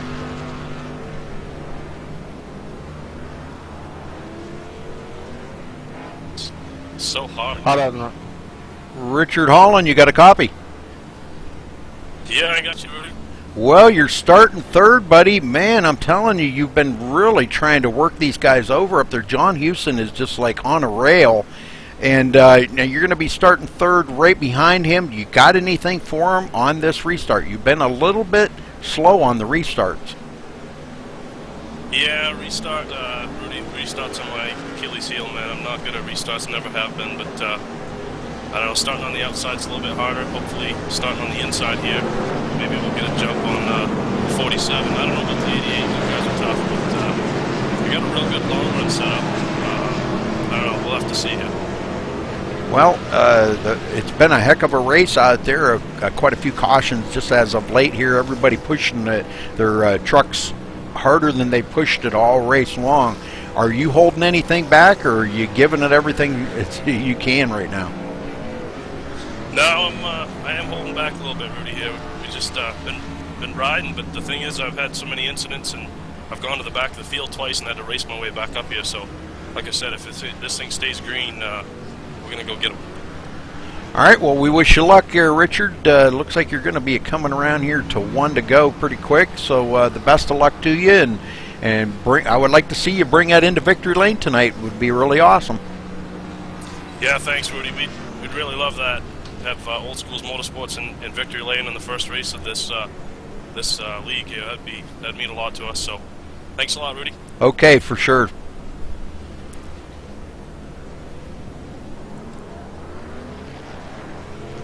All right, so Richard says he's been holding back a little bit, so that could be interesting, David.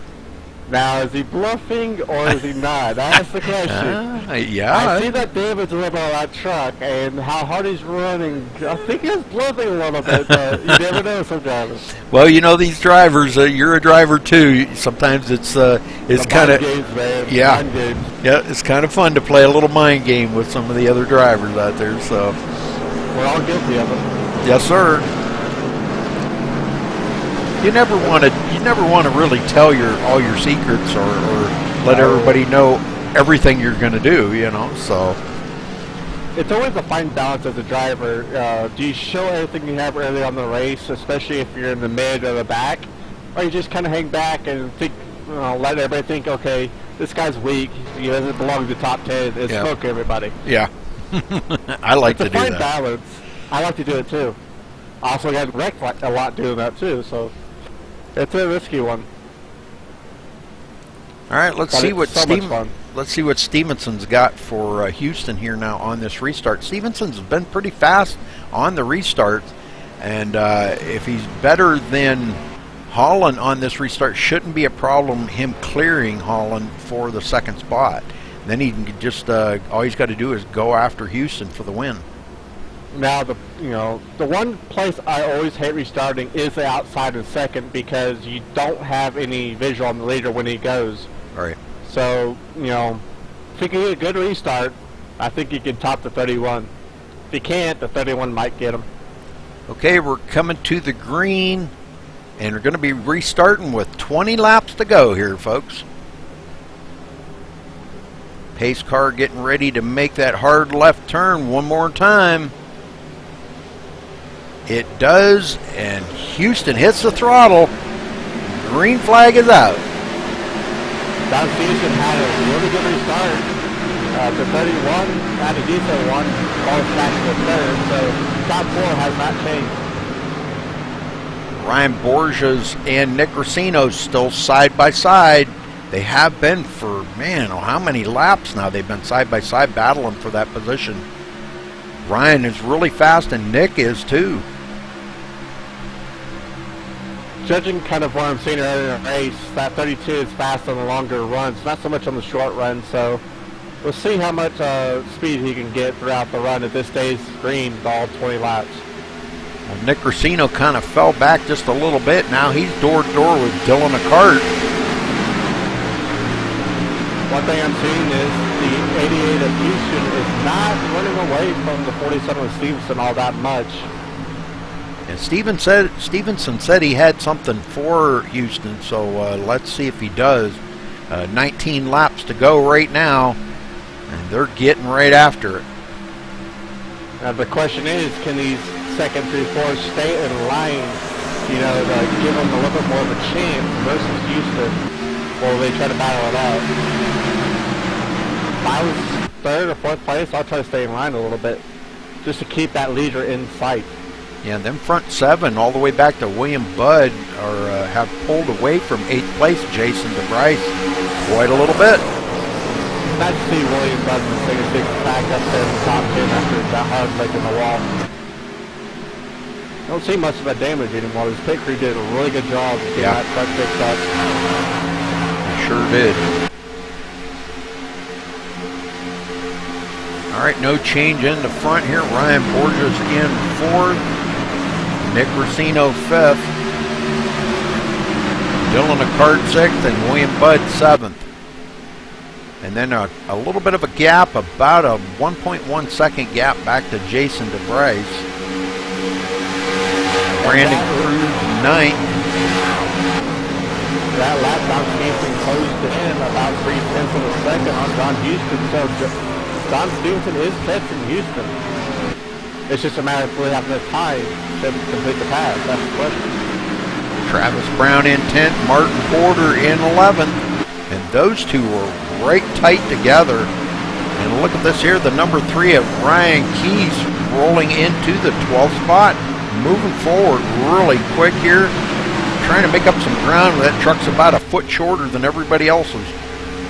It's less weight, you have to deal with less weight, back to the front. There you go. Pretty pretty wide heading into turn 1. The 3 gets up a little bit. 8 backs up. And now making a move at 55. The 3 had to check up a little bit more.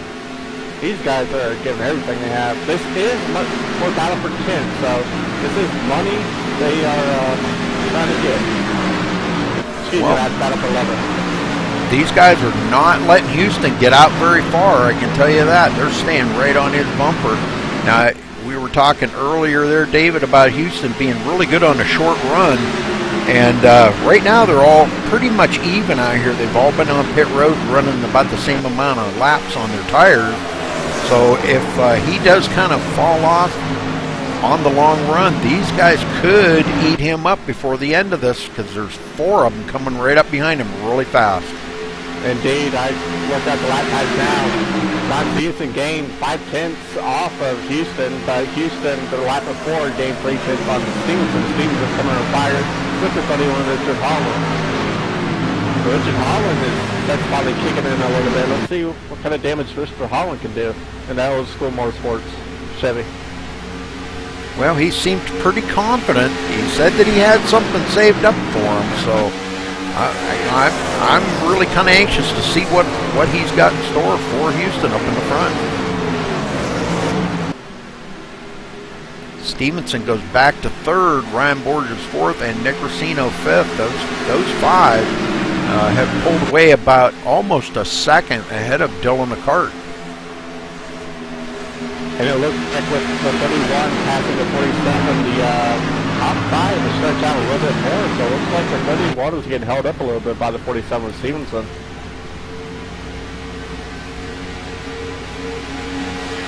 And that lap, Holland actually lost a little bit of time to John Houston.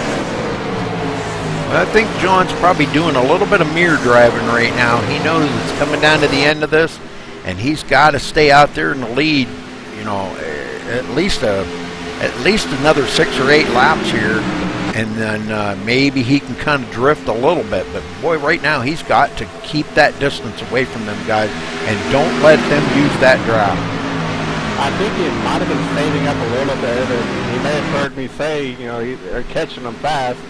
So I said, okay, I need to get it kicked in. Caution is out. Ooh, this is going to throw a little. The 79 is in the wall hard. Yes, sir. Joel Wood.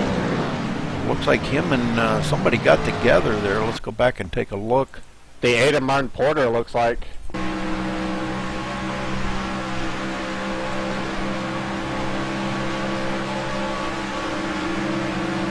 The 8 was really low in that corners, so he didn't really have the angle, and it just caused the truck to push up. But yeah. 79 hogging that second lane, which is the preferred line, just didn't give the 8 enough room. It's unfortunate.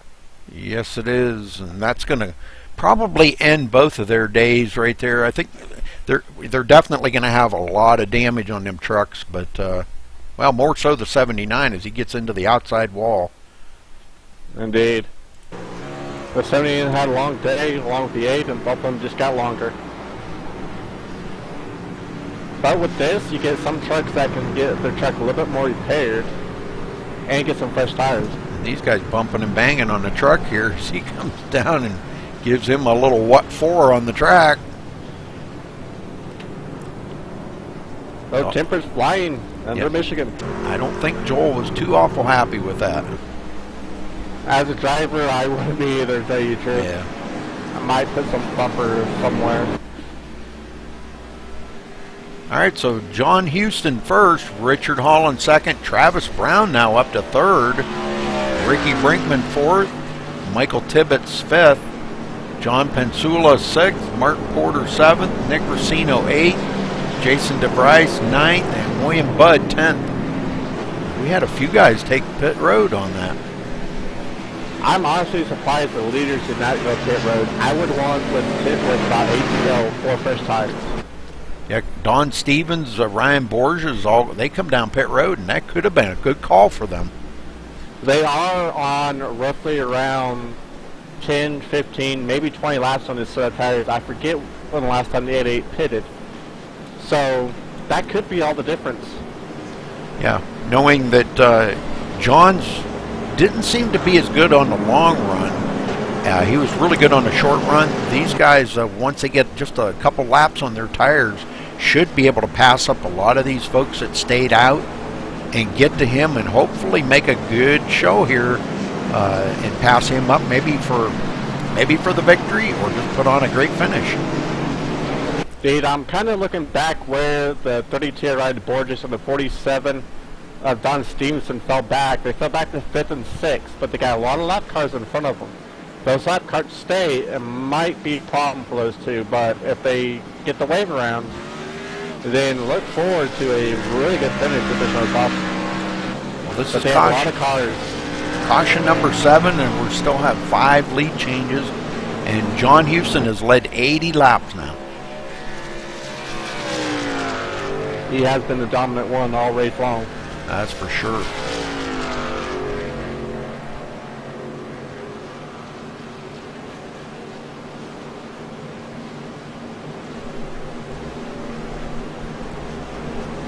But if it all stays true, I may have one right pick. First race, I get to pick the winner, maybe. Well, you got to watch him practice. I didn't get to see that. I did have a little cheat sheet with me, so you know, there's no denying that. That wasn't fair. I know, but I had to pull one up on you somewhere. Well, I know Jay Anderson probably better than I know a lot of these other folks out here, and even though I know John was very fast there, you know, in practice there, and qualified very good. I was just kind of going with, I know Jay, he kind of likes to ride around in the back a little bit, and I expected him to stay back there maybe about the first 20 laps and then start working his way to the front, but that didn't happen. He got wrecked out pretty early. Yeah, and it's unfortunate because, you know, I know almost all these drivers. There's a few drivers I don't know too well, including Houston. But really, besides him, all these drivers I race with on a regular basis, and you know, through other leagues, through official series or stuff like that. So I know a little bit more about it. That's what makes it so hard to be in, you know. That's why I don't want to be in the admin chat right now. I don't want to send them, you know, get a friend in trouble. All right, lights off on the pace car. We're going green next time, so it'll be an 8-lap shootout to decide this. We've got some pretty fast guys, some hungry guys up in the front here. Got some guys in the back with fresher tires that want to get up there, that are hungry. So we're going to have to see how this is all going to play out. This could be interesting. And my fear for the 4732 I run through, they got a ton of cars they have to go through to get back to the front, and I don't think they're going to have enough time, even with fresher tires.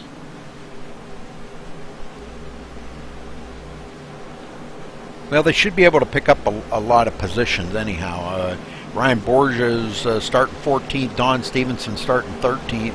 They should be able to pick up at least 4 or 5 spots out there, hopefully.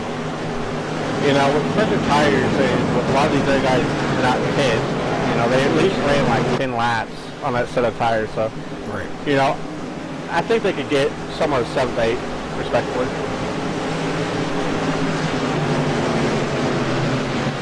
May just got from the top 5 though.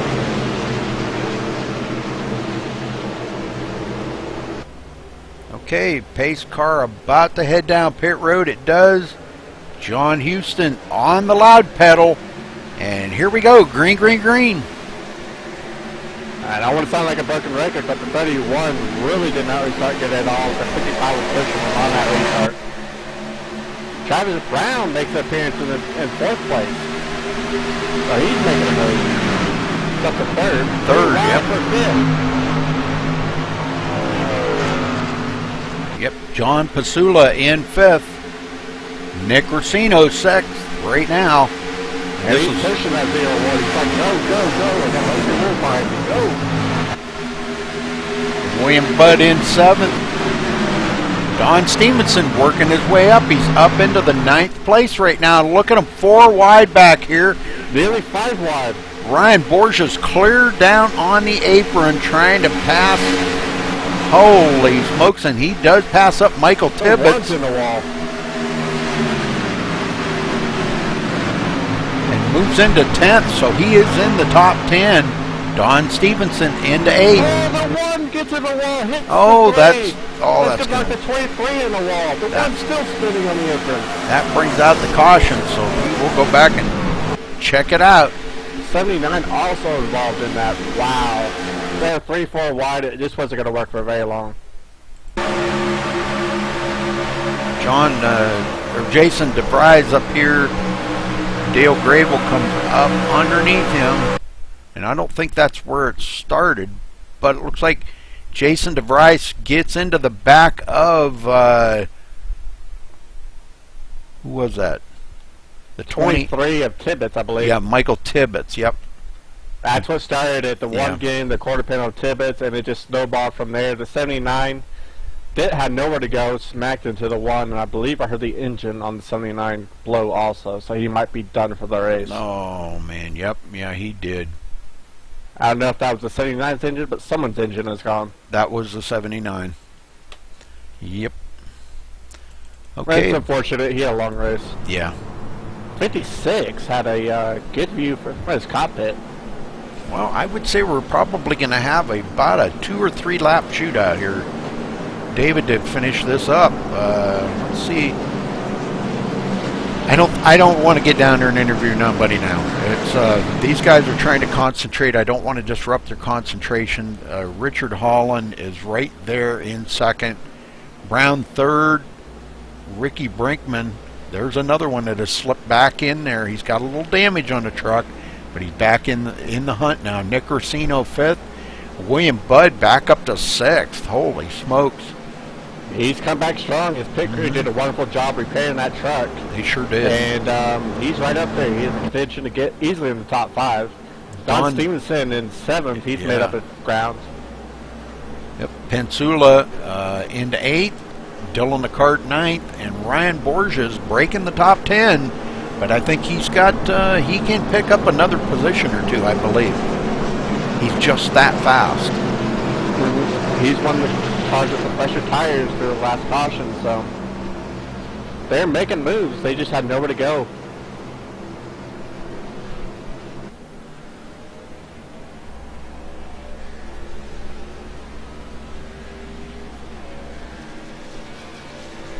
I don't think anybody's going to have anything for Houston. Because like we said multiple times, his car is better on the short run. And a lot of these guys have long run sets. So it's going to be close. Well, we've seen, you know, being he is the leader here on the start, he dictates when they go. So when he hits the gas, nobody else is expecting it. So he does get that 3 or 4 car, jump on the field. And they're only going to have about 3 laps here to go to finish this up. And I don't know if they're going to be able to reel him in that quick because he is extremely fast out there today. Nobody's been able to do anything with him. He's led for coming to 86 laps this time by. It's been the John Houston show. They should nickname this Houston International, the way he's dominated this track. The John Houston 200. Exactly. They might take the Storm name off that and put Houston on it. Yeah, there you go. Yeah, he's been pretty good, pretty fast. And but the thing of it is David, and you can probably attest to this. A truck like that out in clean air does make all the difference in the world. When you don't have that dirty air, these guys all following behind him are all in dirty air, and that really does make a big difference. Another important thing a lot of people don't realize, while you're leading up front, yes, you burn more fuel, but here's the thing. You save a lot more tires. I ran a race just a week ago here at Michigan with the B cars, and you got 5 to 7 more laps running clean air than you did on tires than you did going behind somebody. And you can use that bubble, the draft around the car. You don't need to be behind a guy to get the draft. You just need to be near a guy to get that bubble draft and push that truck a little bit more. Right.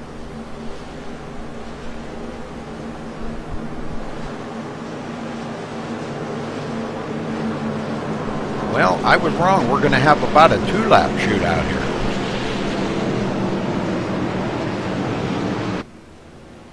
And I think it's going to be a good one. Who's going to be in the top 5? Who's going to be in the top 10? Who's going to take up the money? All these questions will be answered in those 2 laps.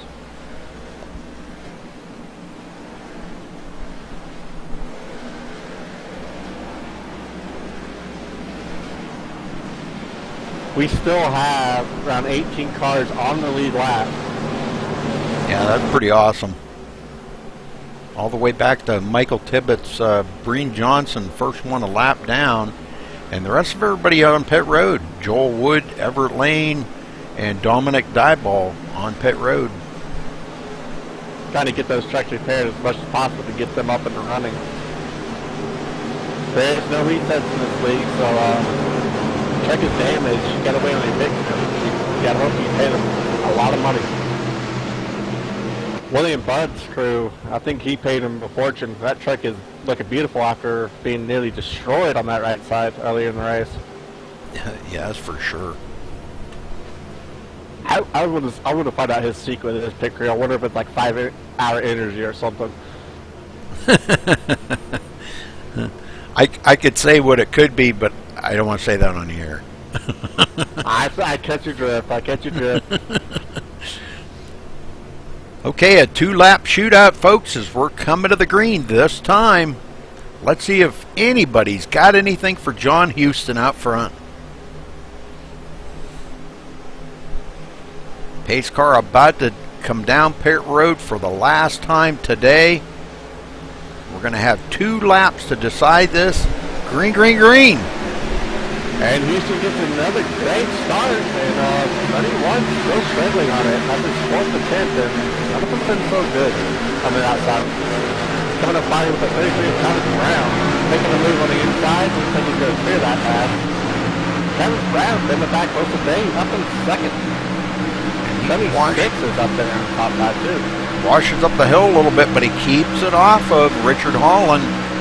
Richard Holland still in 2nd at the moment, but going into turn 3, Travis Brown drives it still door to door with him, and William Budd looking like he might sneak it up the middle here, coming up the front stretch.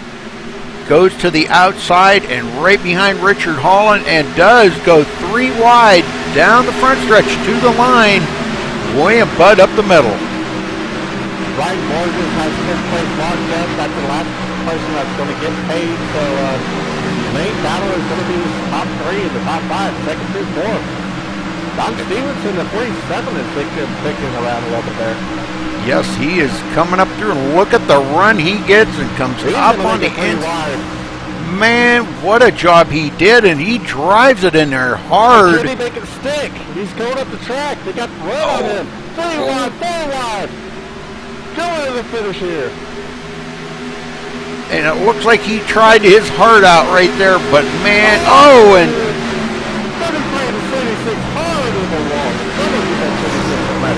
wow, what a finish.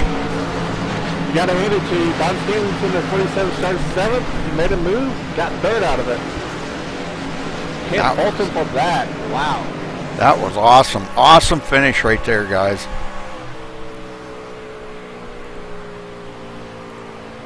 Your last money spot is going to go to the Brandon Cruz in the 56. Well, congratulations to our winner, John Houston, here at Michigan tonight for the season opener of the North American Racing Network. There's still some action going around on the track.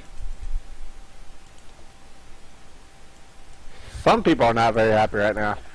Yeah, probably not. That was a good finish by everybody there.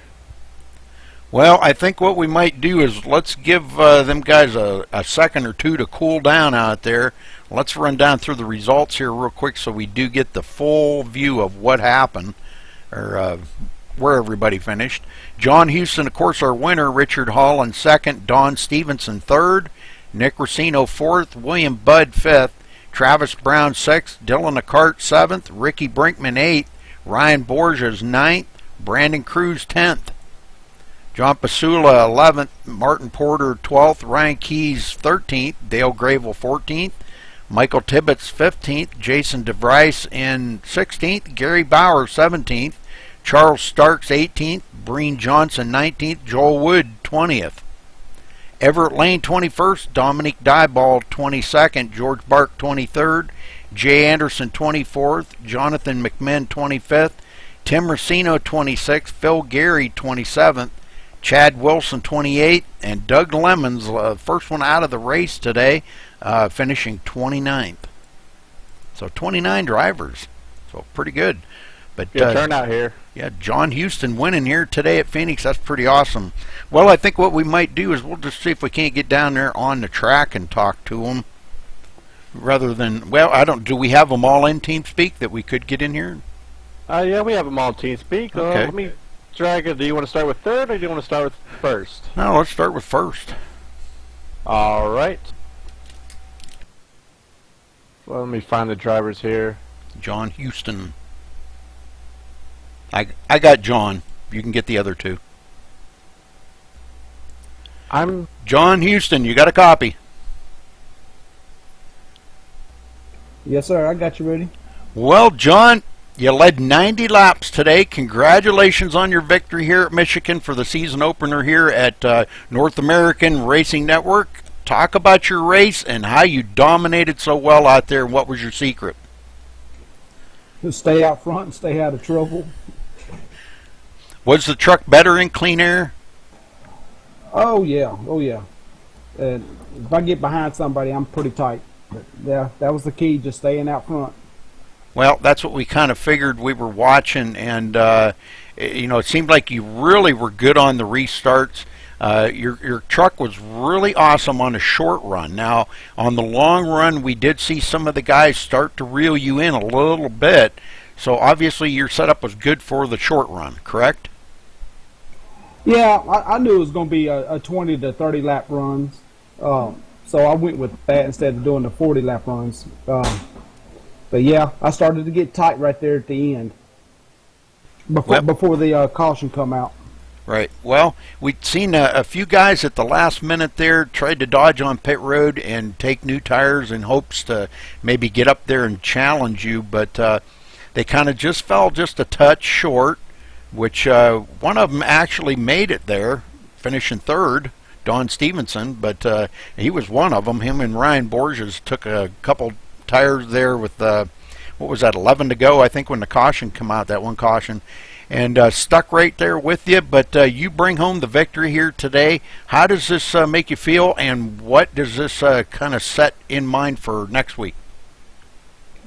That I got a Richard Holland, because he's been pretty fast all race. He had a little bit of trouble earlier, and I know Don, he's fast.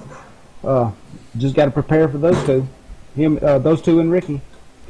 10-4. Well, congratulations again on your run here today, John. Anybody you want to say hello to or thank you? I just want to thank my team, FFR Racing, and Ricky. He's helped me. He's come a long way with the setups. Well, great run out there today, John. Man, it was you just dominated the field. Definitely the class of the field today, by far. It was just good to see you out there, and you win it here today at Michigan. So congratulations to you, and thanks for talking with us, buddy. Yes, sir. Appreciate it, Rudy. Yep, and better luck next week. Yes, sir.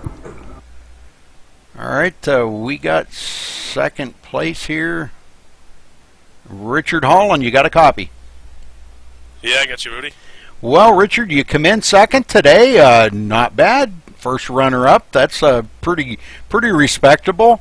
We talked to you earlier there, and you said you were kind of saving a little bit back, but you were very, very bad or very slow, I should say, on them restarts. If you could have got a better restart, do you think you would have had anything for John? Yeah, I don't know, Rudy. Like I said, I mean, the 88 and the 55, even before he got some damage there, I think they were the class of the field, but I just felt like we had such a strong truck on the long run there, and like I told you in my interview, if it had gone green, I mean, I don't know what would have happened. I mean, it's hard to really say. The 88 was so tough, and even short runs, long runs, and everything, and just restarts just kill me. I'm not good at restarts. I gotta work on that. Well, it's still good to see you up there, Richard. You did a great job today. We know John was definitely the class of the field, but I'll tell you what, I'm not going to count you out because you ran a heck of a race. You got up there when you needed to, and you stayed right where you needed to finish. And you were staying right behind a guy that was very dominant of the whole field. So I mean, that says a lot about you as a driver and your setup out there tonight. So congratulations to you on your second place. Anybody you want to thank tonight? Well, I'd just like to start out by thanking Sean Dorr. He's the owner of the Old Schools Motorsports team there, and he owns this team and my car and everything. And just want to thank him. And this second place is for the guys and everybody on the team, Mike and Phil and Breen and all the guys there. I just want to thank everybody, and it was a good run. I'm glad to finish second. It was good. Well, they got to be about jumping up and down in their seats right now because you did a heck of a job sporting their logo on your truck and supporting the team. So good job out there tonight, Richard. Congrats. All right, Rudy. Thanks a lot, man. Thanks for talking with us. Okay, we got third place, Don Stevenson. Don, you got a copy? Yeah, I got you, buddy. Well, we talked to you a little while ago, and here you stopped there and you took them I don't know if you took 2 or 4 on that next to the last pit stop. You and Ryan Borges stopped. What was the idea behind that? You gave up a lot of track position. Was you thinking that maybe that gave you a little bit of an edge on John Houston? Yeah, I kind of got. I mean, we both took 4 there, and it wouldn't have been too bad if there wasn't a lot of guys that took 2 tires also, because I think the top 6 or 7 had stayed out, and there was 5 or 6 other guys that took 2 tires, and that was the biggest thing we didn't expect. But my main thinking was, I mean, John was the fastest cat there the whole race. I mean, I didn't have anything for him, on equal tires. So I figured my mind was made up. I was going to do the opposite of whatever he did, and I saw the top 2 stay out, and I was just hoping that a lot more people were going to follow me down. And I mean, I guess ultimately it ended up working out all right because we were able to somehow get our way back up there in the top 3 and in the podium. But when we went restart there with I guess 10 to go, I didn't think there was any chance I was going to be able to get back in that top 3 there. Well, it all worked out for you good. There was a couple of them that got tangled up there together just before the start-finish line. I don't know. I didn't see that exactly what all happened because I was trying to get up on the leader, but that may have played a factor in you rolling into third. I don't know. But you finished third. That's amazing in itself. What a great race out there tonight. A few cautions, but you're going to have that. my opinion, okay, you're going to have that when you're racing for money. You know, when when you put money on the line, people race a whole lot different than when there's not money on the line. But you did an absolute amazing job out there tonight, Don. I just applaud you, man. You great job. You bring it all the way back up through after that pit stop. I think you were back in like 13th or something on that one restart. And you finished third, so great job. Congrats to you. And anybody you want to thank tonight? Yeah, first I got to thank my team with Storm Motorsports. I mean, you know, we did it again this week. I mean, our backs were up against the wall setup-wise, and, you know, we got our heads together there. Martin Porter and Ryan Borges, you know. Martin Porter we just brought on here for this league and everything, and it was great working with him tonight, and it'll be great working with him throughout the rest of the season. And Ryan was really good tonight too. But gotta thank those guys, and gotta thank North American Gaming Network. You know, or North American Racing Network. I mean, this is a great racing league that they've developed here. And I mean, I'm really, really excited to see what the future holds for this league, because I mean, this was one of the most competitive races I've ever been a part of, and you know, to take it home in the top 3 there, I'm really happy about that. But I mean, and thank you, Rudy and MaxSpeedTV there for broadcasting the race here. I mean, it's awesome having you guys on board here, and can't wait to go back and watch the race here. All right. Okay, well, thanks for talking with us, buddy, and great job out there tonight, Don. Congrats. Thank you. Okay, David, any last sentiments on the race here tonight you want to put out there? Not really. I mean, I'm just sitting back there and watching the beautiful show that's on the track. All the racers race hard. For most part, they race clean with a lot of respect, and I had a blast watching it. Yeah, it's always fun to sit back and watch it a little bit. You know, you kind of get to chill out a little and relax, and you don't have to be out there doing all that hard work. So, hey, that's what I like this job. Yep. So, all right, well, thanks for watching here tonight. You're watching the North American Racing Network here, their season premiere. Brand new league starting up here, Money League, and you were watching on MaxSpeedTV. Thanks for viewing here with us tonight and enjoying the show. And we will see you here in just a little bit. We're going to be having another broadcast with another league. So until then, stay safe.